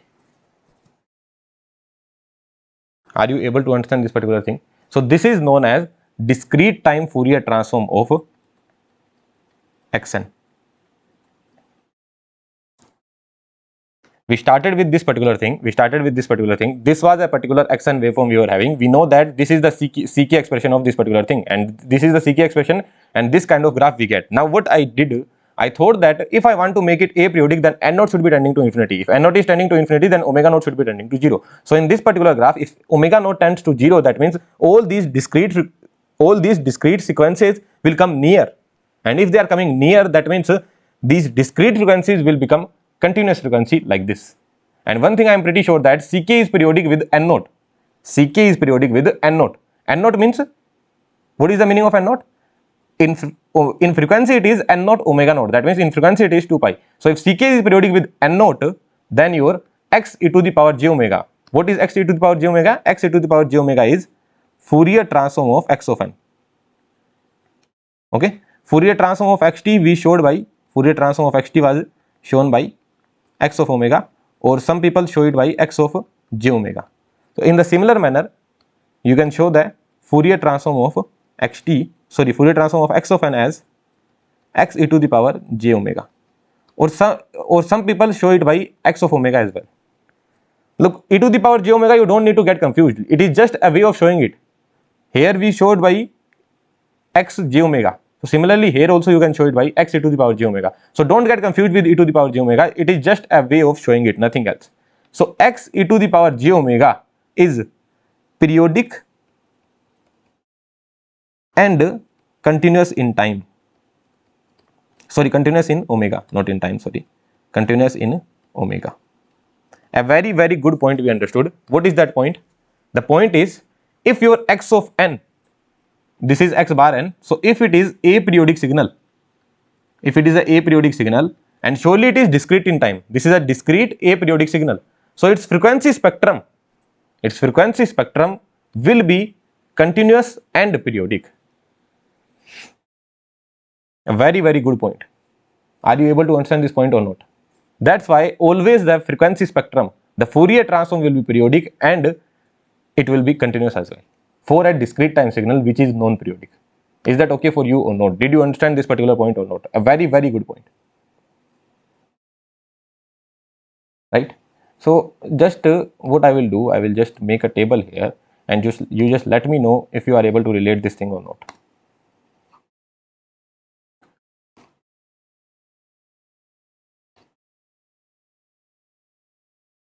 In time domain, if my signal is continuous, in time domain, if my signal is continuous, so we are having four kind of things, no? Continuous, discrete, periodic, and aperiodic. So if I am saying in time domain my signal is continuous, so in frequency domain it will be periodic or aperiodic. Forget about continuous, discrete. I am just asking one thing.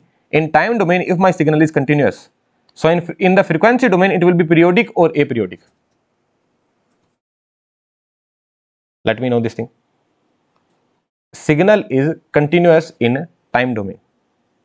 So in frequency domain it will be periodic or aperiodic. I am not talking about discrete or continuous. I am just talking about periodic or aperiodic. So we have seen for continuous time what we have seen, CTFS and CTFT. In CTFS we were drawing CK. In CTFS we were drawing CK or CN, sorry. Was it periodic? No, it was aperiodic. And in CTFS, CTFT, we draw the CTFT of a sinc function or sampling function. Was it periodic? No, it was aperiodic. So it was aperiodic. So here if it is continuous, then in frequency domain it will be aperiodic. Here if it is discrete, discrete. In time domain if it is discrete. So in discrete domain what we have studied? We have studied DTFS and DTFT. DTFS and DTFT. In DTFS what we were drawing? We were drawing CK. So I told you CK is equals to CK plus N naught. It was periodic. And after that we studied DTFT, discrete time Fourier transform. This is also periodic with 2 pi. That means it will be periodic. In time domain, if a signal is periodic, in time domain, if a signal is periodic, so in frequency domain what will happen? Time domain signal is periodic, that means CTFS. Time domain signal is periodic, CTFS. Continuous time and periodic signal. So what was your CK? Now you need to comment on continuous or discrete. So your CK was continuous or discrete? What it was? It was discrete, right? C of n. C of n was discrete. C of n was discrete. Any random value you were having, and after that values were 0. So it was discrete.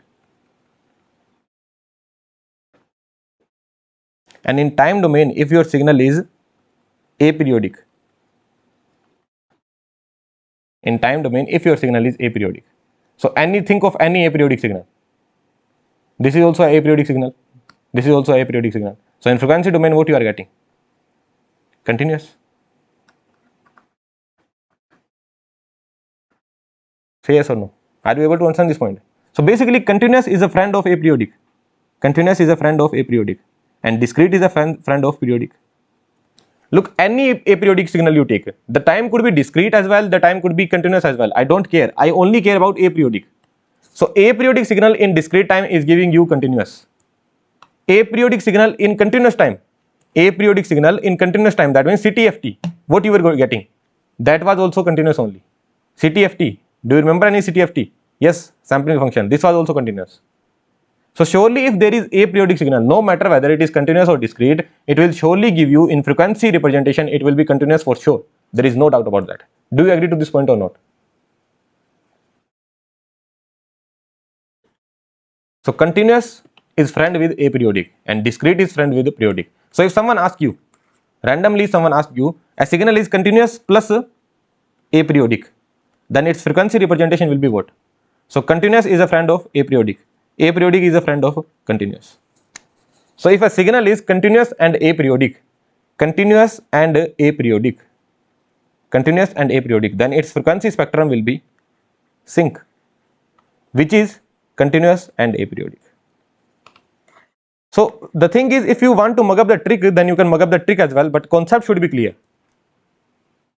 Because at a good place in a good university, if you are interviewing there, if you are telling your concept there, then these things will not work. That sir, continuous is a friend of aperiodic. No, concept should be also there. Randomly, if I put continuous, discrete in time and periodic, so what will be its frequency spectrum? So if you go by the friend concept, discrete is a friend of periodic and periodic is a friend of discrete. So if a signal is discrete in time, signal is discrete in time but periodic, discrete in time but periodic, discrete in time but periodic, that means you need to think of CK. So CK was discrete and periodic in frequency, because CK comments on frequency content. So CK was discrete and periodic. So yeah, discrete and periodic. Are you able to understand this point? Okay. So a lot of times these questions are asked, but people always usually mug it up. They don't even understand the meaning of CTFT, CTFS, DTFS and DTFT. But if you have the concept clear, then you would be able to explain what is the meaning of this particular thing, right? So yeah, let's drop this diagram. All these things are there. Okay, fine. Now let's move here once. Let's move here. What we were doing, we were sampling it, right? We were sampling it. So here what we got, if I ask you, is this a continuous time signal or discrete time signal? You will say, sir, surely it is a continuous time signal. But how the discrete time signal is made? Discrete time signal is made from here only, no? You will just pick up these areas and you will plot it with respect to n. So here when I saw the frequency spectrum, what do we noticed? That it is being continuous and periodic. Periodic with omega s, and if I put Ts equals to 1, that means it will be periodic with 2 pi, and the same thing is reflected when we studied DTFT. Are you able to relate both of the things? So continuous time and discrete times, these two things are not different, they are same only, but this is how we can understand it. Are you able to understand this point? This is how we can understand that x of e to the power j omega will always be periodic and it will be continuous as well. Okay. Let's go through the mathematics now. We need to derive the formula. So let's derive the formula of x e to the power j omega. That would be, I will take Ck here and multiply with n naught and then put a limit n naught tending to infinity. So what will happen? Here, what will happen? X of n, this will become e to the power minus j omega n, because k naught omega will become omega n. Here what will be the limit? Limit will be going from minus infinity to infinity. Basically here I am taking from 0 to n naught minus n, so you are not able to understand. But what if I would have taken some negative values? Let's just say from minus n naught by 2 to n naught by 2 plus 1. Let's just say n naught value was 5. So can I take the limit from minus 2 to 2? Right? 5 samples I need. Minus 2, minus 1, 0, 1, 2. So here what I will be writing? N naught value is 5. So basically, are you able to understand? From negative to negative also I can take. And if I am taking n naught tending to infinity, so here the limit will go from minus infinity to infinity. Is that clear to you? Did you understand this point? Right? So limit will go from minus infinity to infinity. Let's write down here, I am taking the limit of n naught only. I am taking the limit of n naught. So n naught is going to infinity, so limit can go from complete minus infinity to infinity, right? So what is the formula of x e to the power j omega? Now you will write down the formula in a manner that you remember it. So how will you write down? X e to the power j omega is there, so I am pretty sure that x of n will come here, because this is I am calculating for discrete time. If x of n is there, that means surely it has to be summation, right? X of n is periodic or aperiodic? It is aperiodic. That means limit will be complete time window, from n goes from minus infinity to infinity, and n is here. So here if I write down anything, minus sign would come, because n here both will be reflecting each other, so negative sign would come. This is the way you can remember the formula.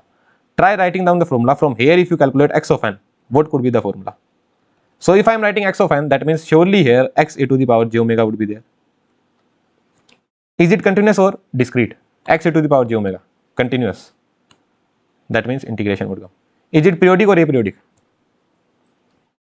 It is periodic. That means limit will go from minus pi to pi, or I can say for one period is 2 pi. So I can write down 2 pi here, or I can write down minus pi to pi as well. So let's write down minus pi to pi. Limit will go from minus pi to pi, right? When we wrote down the formula of x of omega, here there was 1 by 2 pi. So whenever omega comes in the integration, always make sure to divide by 2 pi. In the complete signal system I am saying. You study Parseval's theorem, anywhere you study, whenever omega is coming in the integration, make sure to divide by 2 pi. Right? N is here, so if anything you write down here, no negative sign would come. N is here, if you write down anything here, n here, no negative sign would come. What do you need? You need x of n. That means n should be there for sure. Now you will have the confusion that, sir, whether I put the limit of omega or I put the limit of n. So you have to put the limit of omega, because if you put the limit of n, that means n will be gone. N will be gone. If you put the limit of n, that means n will be gone. So you will put the limit of omega, that's why omega will be gone. So complete function will be of n.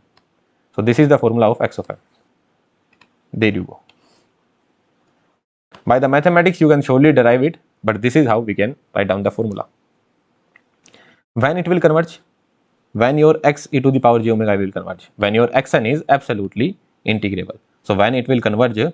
When your xn is absolutely summable, not integrable, absolutely summable. What I should write? Xn should be absolutely summable, right? So this is when it will converge. But some signals which are not absolutely summable, for them as well we can find out their Fourier transform, right? The same thing, whatever that we studied in continuous time, the same thing we are studying in discrete time. So if they are not absolutely summable, still we can find out their Fourier transform. Like xt was 1 in continuous time, I am saying. What is this? This is continuous time. So in continuous time xt was 1. It is not absolutely integrable. Still we were able to find out its frequency content, which was 2 pi dial omega. That means it is only having one frequency at omega equals to 0. Now if I make it discrete time, how I can make it discrete time? In place of t, what I will put? nts, and ts value I will put 1. ts value I will put 1. That means after every 1 second I need to collect the sample. After every 1 second I need to collect the sample. That means at t equals to 0, at t equals to 1, at t equals to 2, at t equals to 3, I will collect the samples and I will put down the values. What is the value? 0, 1, sorry, value is 1, 1, 1, 1, always 1. So what will be x of n? xt is 1. What I am saying? xt is 1. So what will be its x of n? That will also be 1 only. Because samples you collect, that will be 1, 1, 1, 1, 1, 1, 1, 1. So x of n will also be 1. X of n will also be 1, 1 to the power n. What will be its frequency spectrum? Here what we did? Collected the samples. From here to here we came. From here to here we came, we collected the samples. What really happened? Whatever the frequency spectrum was there in continuous time, the same spectrum was there, but it was periodic with omega s. And in our case, we are putting ts equals to 1. That means it will be periodic with 2 pi. So whatever the spectrum you are getting here, the same spectrum will be reflected here. The same spectrum will be reflected here, and it will be periodic with 2 pi.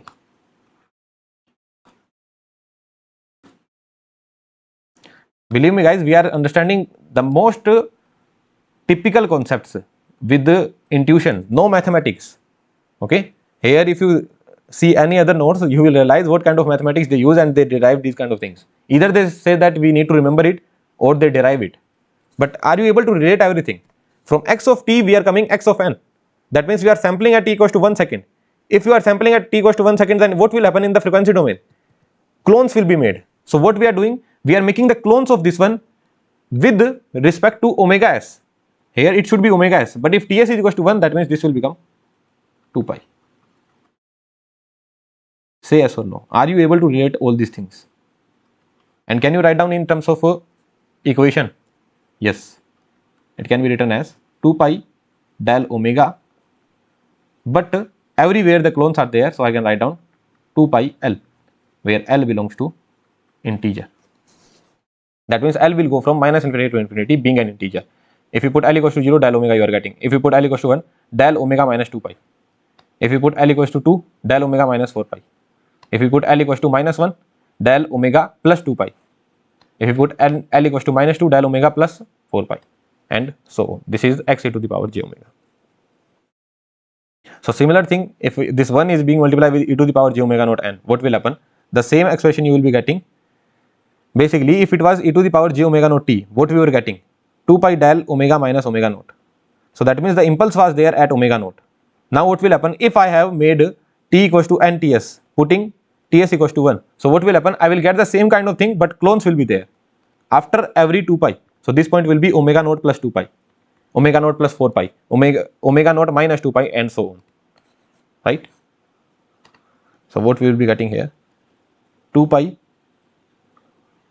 del omega minus omega naught, 2 pi L, L belonging to integer, 2 pi L belonging to integer del omega plus omega naught minus 2 pi. Why I am putting minus 2 pi L? Basically it is showing that it is periodic with 2 pi, nothing else. It is periodic with 2 pi, right? Now the question will be, if your signal is periodic, if your sequence is periodic, here for discrete time usually we use the word sequence.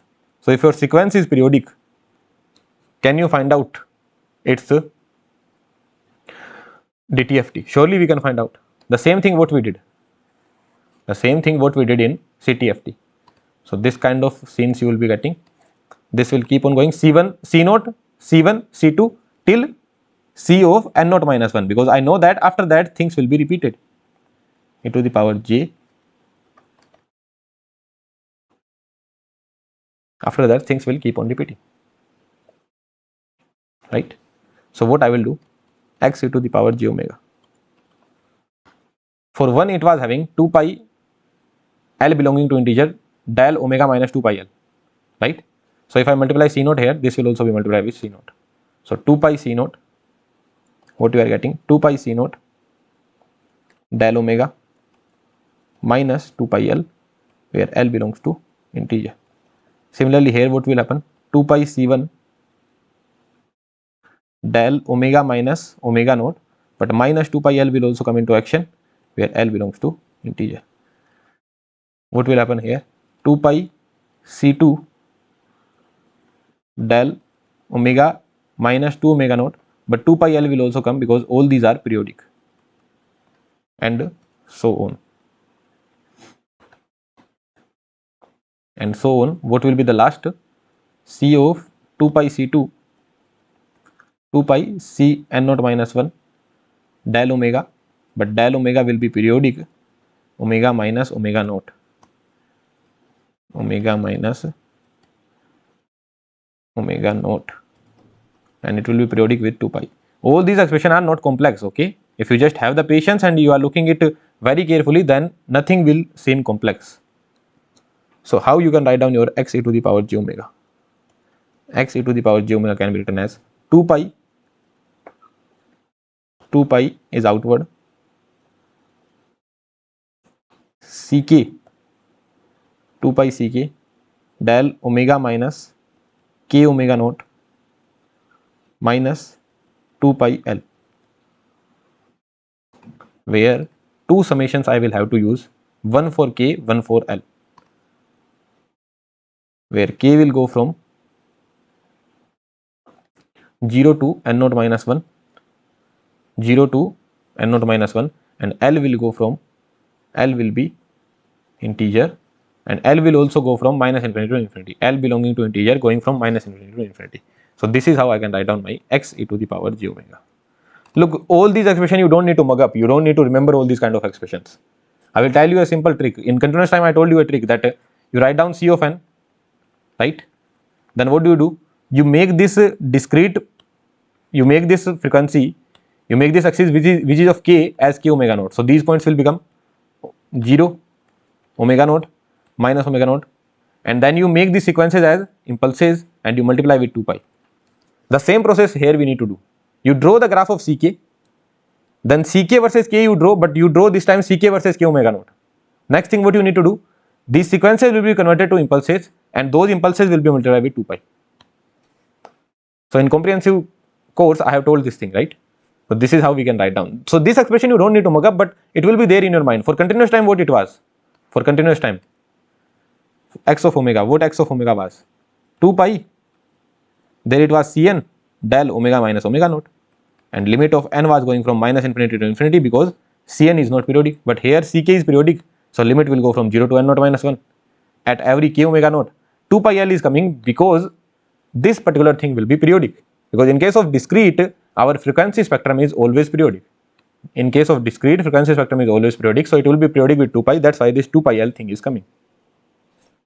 There you go, very simple, right? Very simple. Okay, so instead of writing L going from minus infinity to infinity, we can write down L belonging to integer. So what kind of pattern you will be getting here? This will be surely discrete. Discrete and periodic with 2 pi, because after every 2 pi it will be repeating, right? Ck will be repeating after 2 pi, this sequence will also be repeating after every 2 pi. So it will, I'm not going to draw the diagram, I'm just telling you that surely it will be discrete. You can surely see it will be discrete. C1, C2, C3, C4, C5, C6, these will be there. So what say with respect to omega naught, 2 omega naught, 3 omega naught, minus omega naught, minus 2 omega naught you will draw. And surely it will be periodic as well, because your Ck is periodic. So if Ck is periodic, this thing is periodic, so it will be surely periodic. So it will be discrete and periodic with 2 pi. So just to make this table, we were studying that kind of thing. If your x of n is discrete and aperiodic, so who is the friend of discrete? The friend of discrete is periodic. And who is the friend of aperiodic? That is continuous. So now forget about friend, how you would do it with respect to concept, discrete and aperiodic. Discrete and aperiodic, that's it. What you are getting, which is again repeating and so on. This thing you are getting, right? So it is continuous and periodic, x e to the power j omega. It was continuous and periodic, continuous and periodic. Now go by the friend concept. Who is the friend of discrete? Periodic. Who is the friend of periodic? Discrete.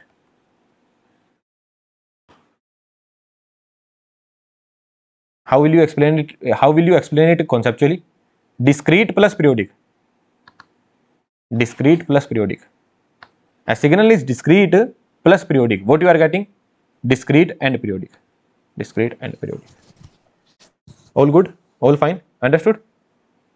So a very good concept we have covered. We have covered CTFT, DTFT, CTFS and DTFS. Now what we are going to do? So we have done the sampling in time domain. Now we are going to do the sampling in omega domain, and that is known as discrete Fourier transform. Discrete Fourier transform, or we call it DFT. So sampling in time domain we studied in CTFT. Now in DTFT what we are studying? Sampling in frequency domain, and that is known as discrete Fourier transform. So let's understand that. So first let's do the sampling in time domain. If I do the sampling in time domain, what do I get? Discrete time signal. You will say that sir, you will do the sampling by impulse train. Impulse train will make any impulse train and only, but the magnitude, but the area of those impulses will be defined by the value of xt at those particular time instants. Then what we will do? We will take out those area and we will plot them with respect to the magnitude, with respect to the value of n. N will be showing the number of sample. So from there we will get x of n, right? So this process is already clear to you, x of n. So here ts value we have already put, that is equals to 1. So if you are saying x of n, that means ts value you have put equals to 1. And here actually this is ts, but this is first sample, second sample. This is 2ts, but it is second sample. This is minus ts, but it is minus first sample. This is minus 2ts, that means it is minus second sample. If the frequency spectrum of this particular thing was something like that, a random frequency spectrum I am drawing, I don't know. A random frequency spectrum I have drawn. This is continuous time signal, so I will call it CTFT. So let's just say this is the frequency spectrum. Let's call this point as minus omega c and this point as minus omega c. So in discrete time what will happen? In discrete time I will get the clones. Basically it will be periodic with 2 pi, because ts you have put equals to 1.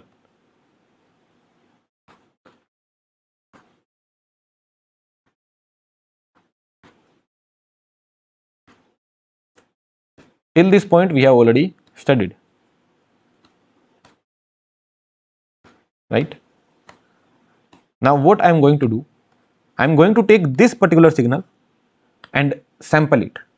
What I am going to do? I am going to take this particular signal and I will sample it. This is the process I am going to do now. Are you able to understand this point or not? So this will be 2 pi, right? So again this diagram I am drawing again here. Again I have drawn the diagram. So this is my discrete time sequence, discrete time aperiodic sequence. It was your discrete time aperiodic sequence. Have your full concentration, okay? Otherwise you will not be able to understand. You calculated its Fourier transform. You got this kind of signal, which is you got this kind of frequency spectrum, which is periodic with 2 pi. Now this sampling process you did in time domain. The same sampling process you are going to do in the frequency domain. What you are going to do in this 2 pi window, you are going to take n naught sample. Let me repeat that. Let's not call it n naught, or let's call it n naught only. So this x of n was having total n naught samples. Here it is 5. So this x of n is having total 5 samples. Its frequency spectrum will be periodic with 2 pi. Now what I am saying, in this 2 pi window, I will calculate 5 samples. That means after how much omega I need to sample it? After every 2 pi by 5 omega I need to sample it, no? First sample I will calculate at omega goes to 0. Next I will calculate at 2 pi by 5. Next 4 pi by 5. Next 6 pi by 5. And next 8 pi by 5. First one at 0. 0, 2 pi by 5, 4 pi by 5, 6 pi by 5 and 8 pi by 5. So these 5 samples I will calculate. The 6th sample will be where? These are the 5 samples. The 6th sample will be coming at 2 pi only.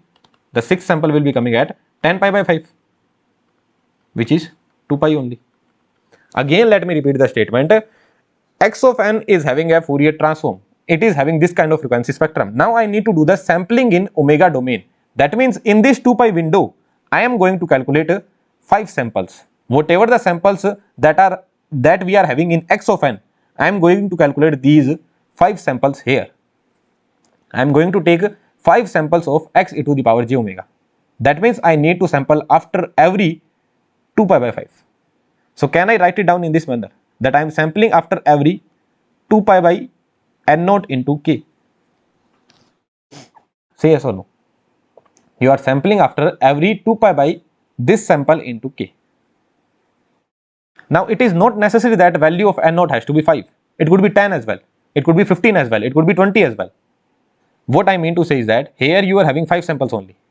But someone can say that in the frequency spectrum you need to take 10 samples in a window of 2 pi. That means after every pi by 5 you will be calculating the sample.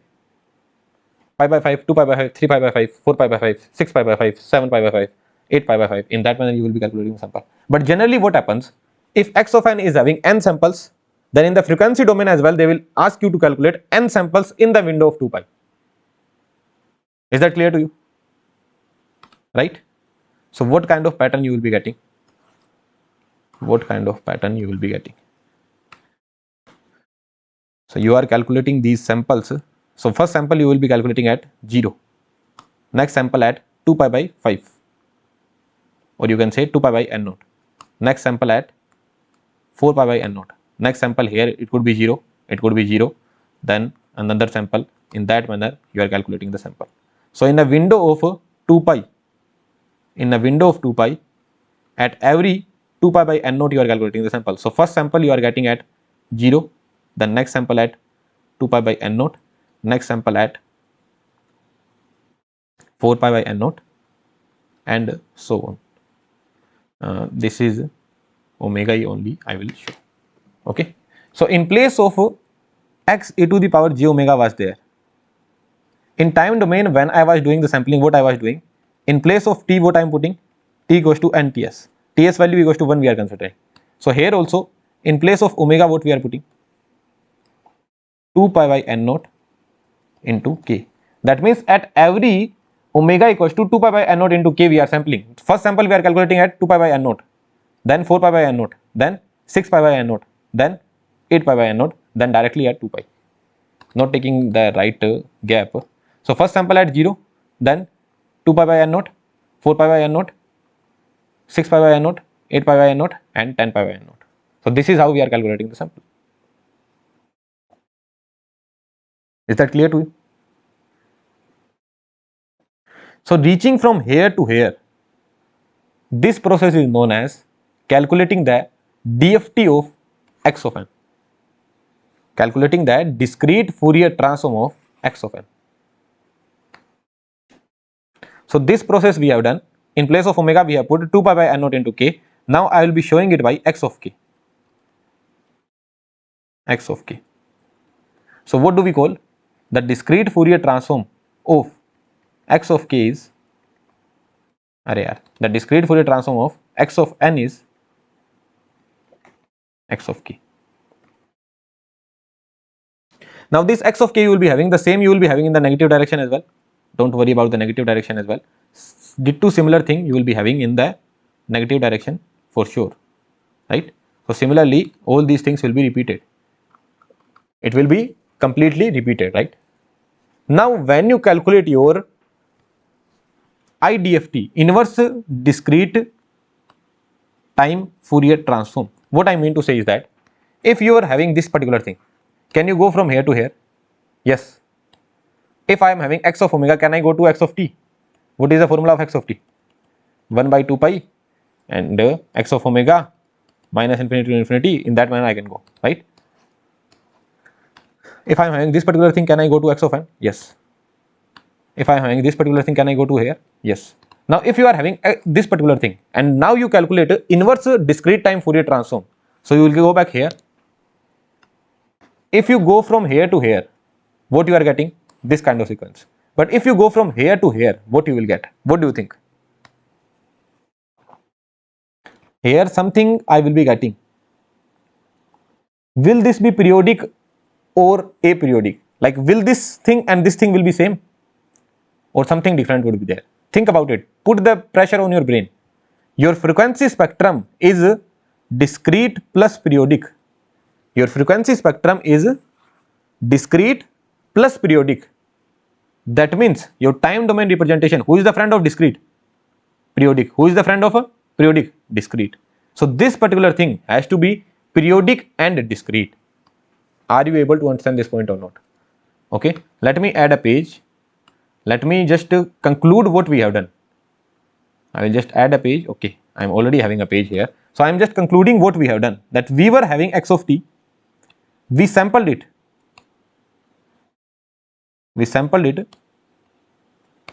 What we got? X of n.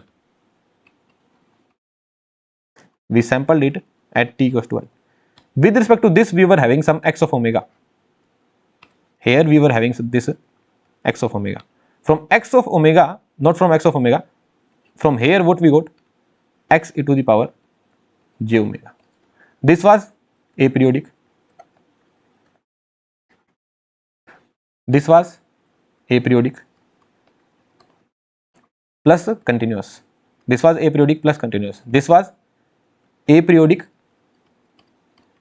plus discrete. And this was a periodic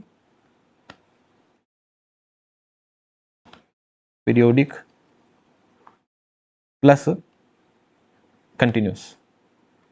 So this process was already clear to us. Next what we did, here we sampled it.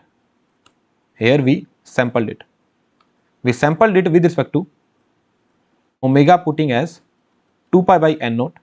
Why n naught? Because this was having number of samples as n naught. But forget about number of samples n naught. It could have some different samples as well. But we sampled it with respect to 2 pi by n naught into k. So what we are getting? X of k. Now if we go from here to here, what we will get? So what is this? This is your periodic for sure, because this was periodic, so this has to be periodic.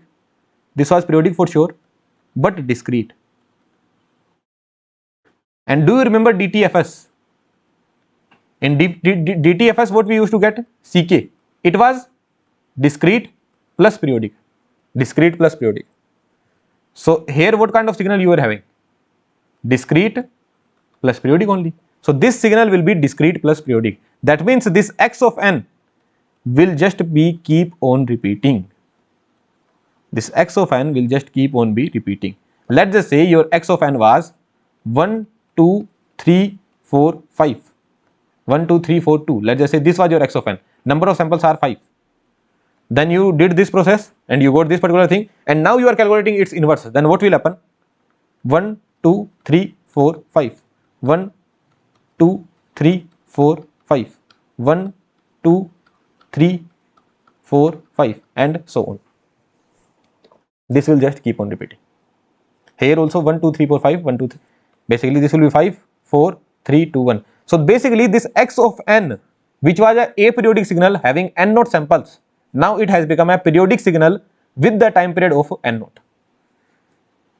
So going from here to here, this process is known as calculating DFT, and going from here to here, this process is known as calculating inverse DFT. Is that clear to you? discrete Fourier transform. We have discretized the Fourier transform. Why we were doing the sampling in time domain? Why this process was necessary?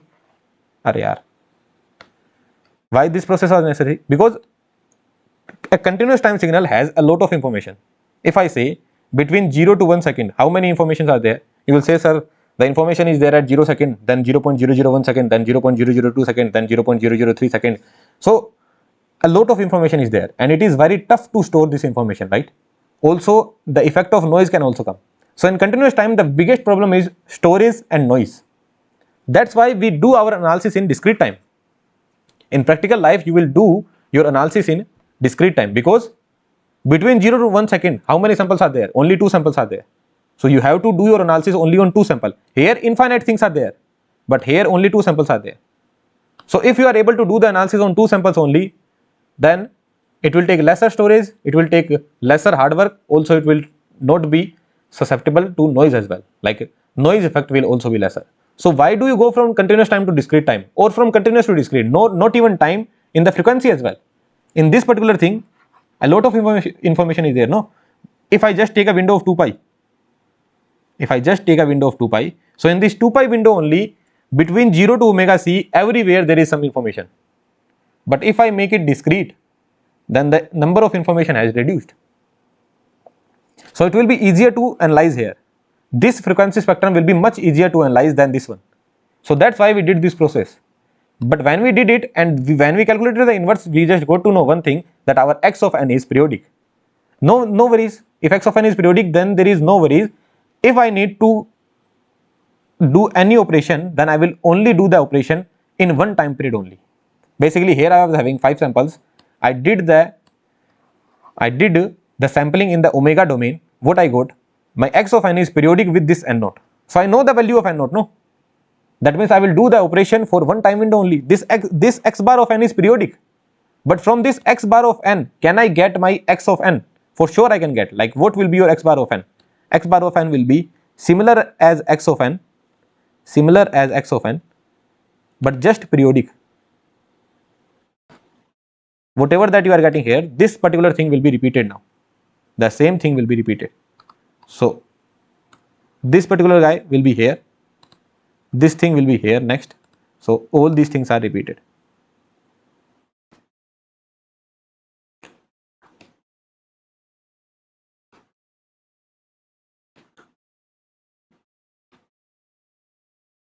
In the same manner, it will be repeated backward as well.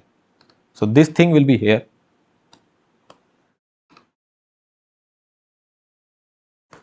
this thing here, and in that manner just this sample will be repeated. Now if I need to do any operation, then what I will do, I will just pick up this sample. I will just pick up this sample, and on this sample only I will perform the operation. There you go. But my frequency spectrum is much easier to analyze now. Are you able to understand this point? So this is the process that we followed. So let's remove it. So this will become discrete for sure plus periodic. So this is the complete flow actually. So this is the meaning of discrete Fourier transform. Usually what happens in questions, what they say, that if you are going from here to here, that means you are calculating the DFT of this particular x of n, calculating the DFT of this particular thing. And if you are going from here to here, you are calculating IDFT, inverse discrete Fourier transform. Let's go to formula, and surely when we study DFT, we will solve a lot of questions. If you are having any confusion, at least the conceptual part is clear to you, what is the process. Now it might happen that, sir, how it is periodic, aperiodic, that part is also clear. With respect to questions as well, it will become more clear. Okay, this was just for understanding purpose, that what is the meaning of this discrete Fourier transform. This is not the end of discrete Fourier transform. We are surely going to discuss it in the further lecture, but at least now, you know the concept behind all these kind of things, right? So let's go through the formulas. So x e to the power j omega, till this point I was already having. What I did, I just took the samples, I did the sampling, and then I called it discrete Fourier transform of x of n. So when I take the sample, what will happen? N goes from minus infinity to infinity. x of n e to the power minus j. In place of omega, what we are doing? 2 pi by n naught into k. 2 pi by n naught into k n. Okay. Now, once you have done this process, your signal has become periodic, no? This signal has become periodic. Actually, what may happen is that they can give this signal and they can ask you what is the DFT of this particular signal. They will not go from here to here. What they will say, just this signal is given, calculate the DFT of this particular thing. Basically, if you have done this process, just as you did the sampling, the signal in time domain became periodic. So this has become periodic with n naught, right? So can I write down the formula in this manner? N goes from 0 to n naught minus 1. That means I will take n samples. X of n e to the power minus j 2 pi by n naught into k n x of k. This is the formula of x of k. What was the formula of ck? If you remember, it was 1 by n naught. K goes from 0 to n naught minus 1. X of n e to the power minus j 2 pi by n naught k. So it feels like that, sir, both of the formulas are same, just the difference is of n naught. This is the major difference, no? What was n naught here? N naught here, n naught was the time period. Here, n naught was time period of x of n. And here n naught, this n naught will be defined how you are doing the sampling. If someone says that I need to take 10 samples in 2 pi window, so your n naught value will be 10. No matter whatever the samples x of n is having, doesn't matter. X of n might be having 2 sample, 3 sample, 4 sample, 5 sample, it doesn't matter. But if someone is saying that in 2 pi window I need 10 samples, what does that mean? That means I will have to sample at 2 pi by 10 into k. That means n naught value will become 10. So the major difference is of n naught only. That's the thing. Are you able to understand this point? We will see it with respect to an example.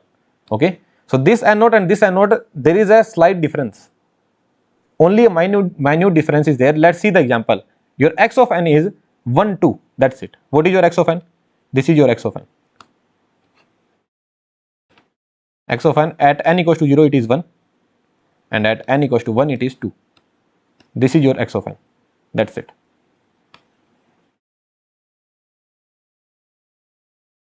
This is your x of n. Now what they are saying, calculate 4-point DFT. What is the meaning of this? That means you are having x of n. You will go to x e to the power j omega, which will be periodic. Now what is the meaning of 4-point DFT? That means you need to sample it. What you need to do, take 4 samples. If someone is saying calculate 4-point DFT, the meaning is you need to take 4 samples in 2 pi window. That means after every, you need to take 4 samples in every 2 pi window.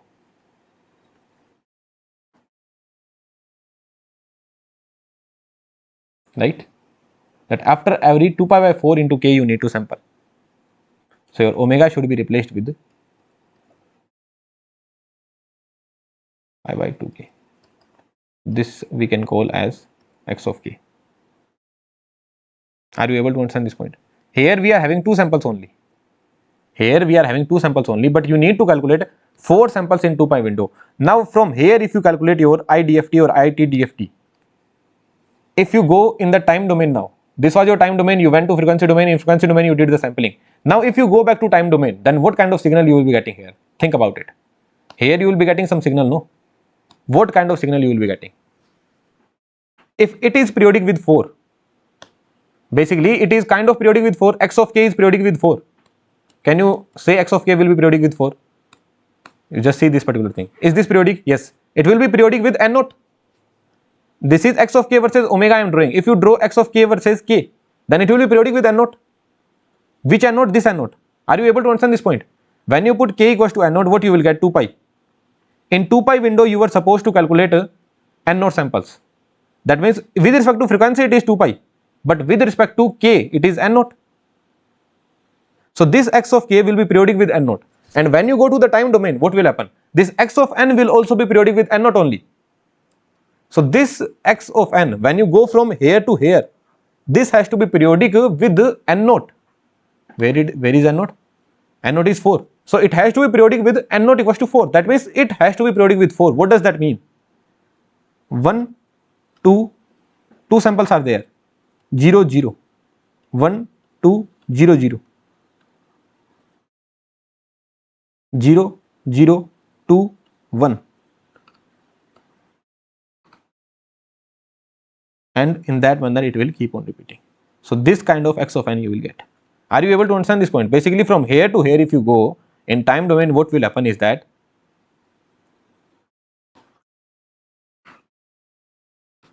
what will happen?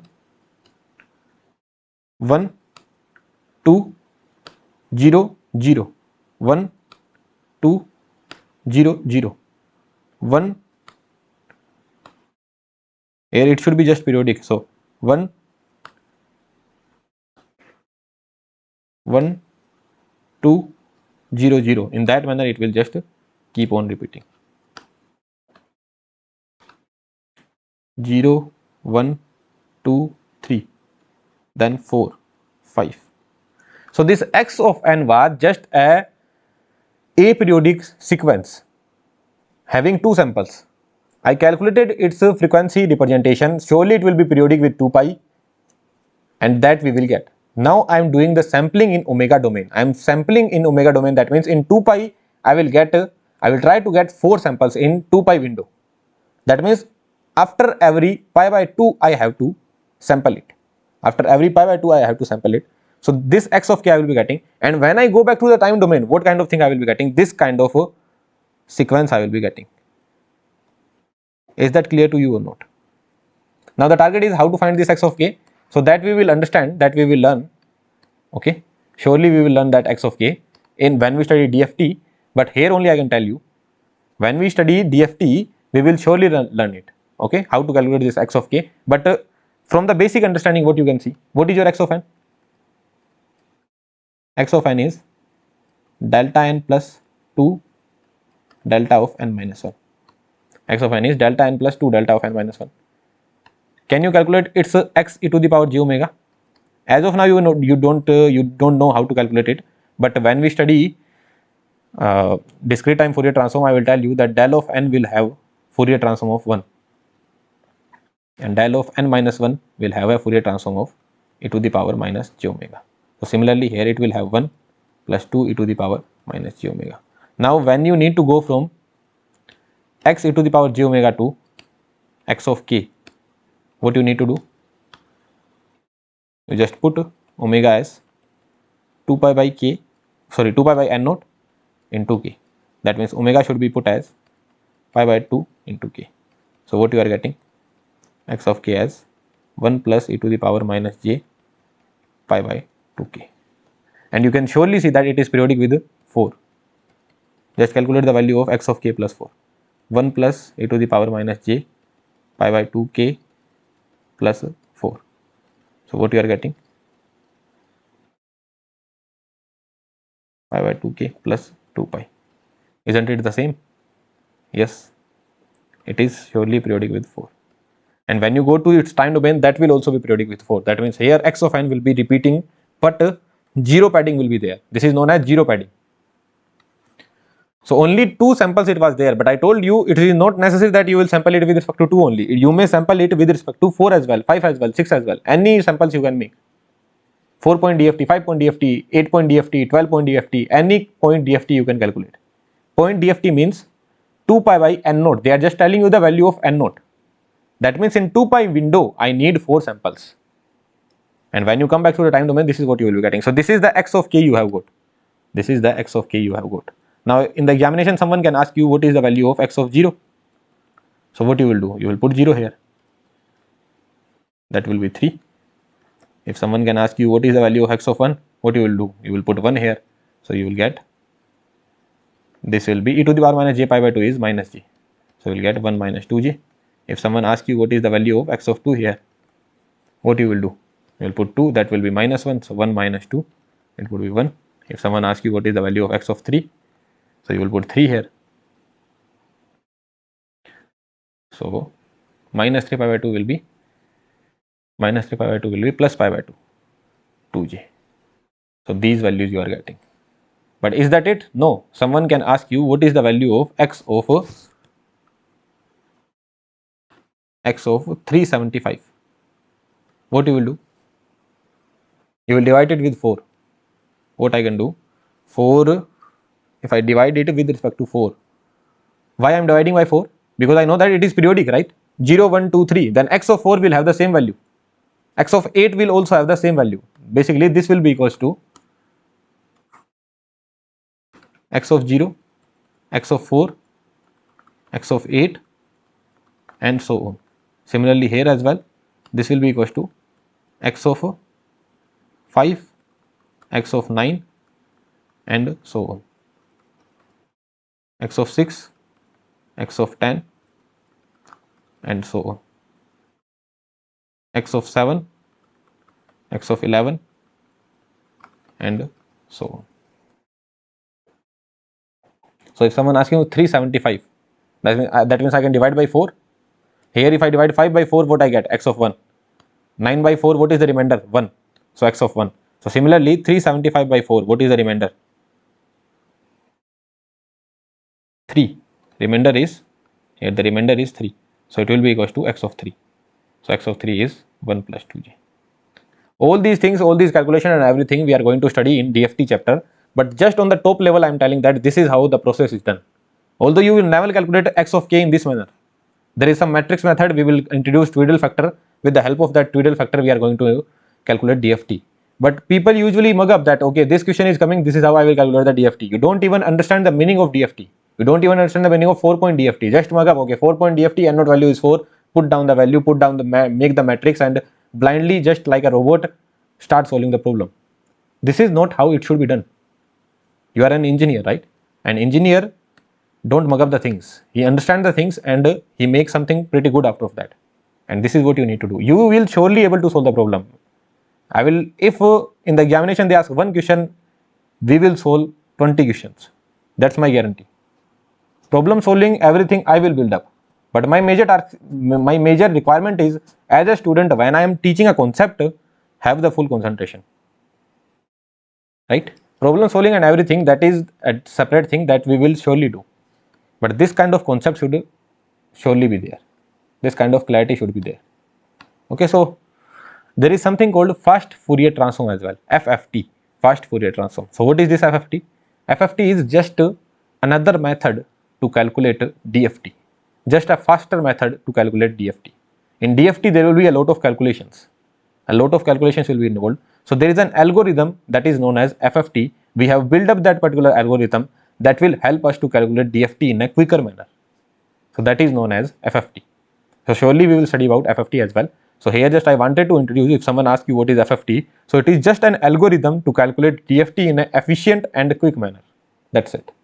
Now what we are going to do, we are going to write down the summary of everything. So we will surely write it, but I need to take a break of 5 minutes.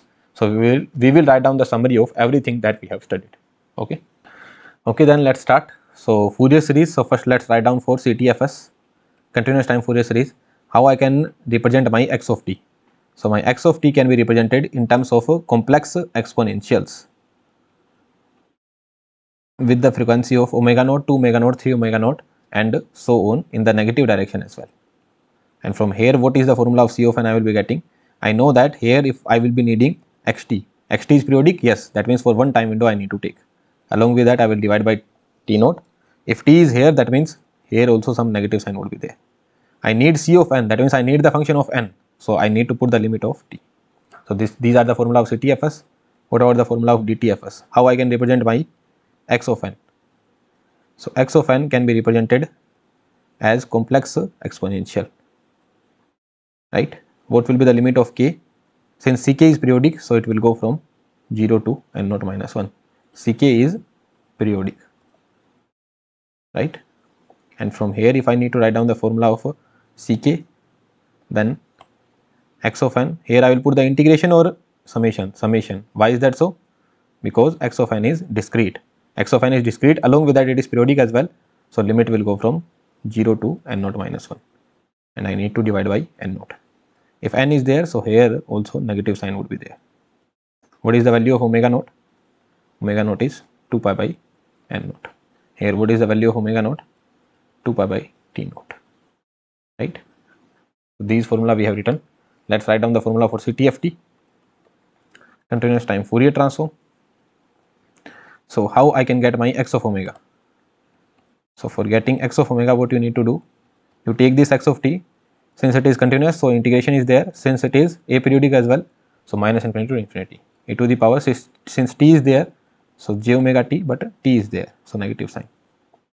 And if you write down the formula of x of t, x of omega, is it continuous? Yes. Is it periodic? No. If x of omega is there, surely divide by 2 pi, never ever forget. E to the power t is here, so here also t. Which limit you will put? You will put the limit of omega because you need t. Here you put the limit of t because you need omega. Let's write down the formula of DTFT.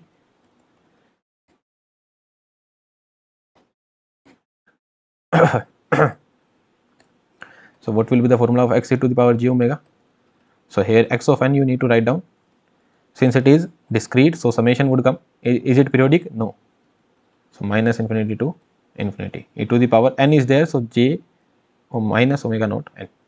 Not omega naught, minus j omega n, right? Because you put the limit of, you need x e to the power j omega, that means you need something in omega, so you are putting the limit of n, right? Now you need to calculate x of n out of it. So here x e to the power j omega would come. X e to the power j omega would come. Is it continuous? Yes, x e to the power j omega is continuous. Is it periodic? Yes, periodic with the window of 2 pi.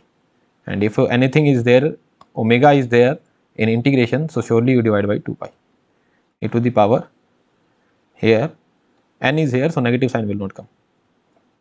Since you need the answer in n, so put the limit of omega. So never ever you are going to forget the formula in this manner. Last, DFT. So it is just the sampling of a x e to the power j omega. So what is the formula of x of k? So you remember the formula of x e to the power j omega, the same formula I need to put. X of n will come here. Since x of n will become periodic here, 0 to n naught minus 1, right? E to the power j, n is there, so minus sign would come, j k omega naught n. In place of omega, what I am putting? In place of omega I am putting k omega naught. In this formula, in place of omega I am putting k omega naught, right? Okay, and what is the value of omega naught? 2 pi by n naught. Okay, this is the formula of x of k. And from here, if you calculate x of n, how do you calculate it? So x of k, is it periodic? Yes. K goes from 0 to n naught minus 1, e to the power, n is here, so here negative sign will not come. Okay, one more thing you need to remember, you need to divide by n naught. Here there is frequency term, no? This is frequency spectrum, so always divided by n naught. So if there is some frequency spectrum, surely it will be divided by n naught. Frequency spectrum divided by 2 pi. Frequency spectrum divided by 2 pi. Okay, all fine. So these are the formulas. Continuous time plus periodic. So let's go by the trick. Who is the friend of continuous? Aperiodic. Who is the friend of periodic? Discrete.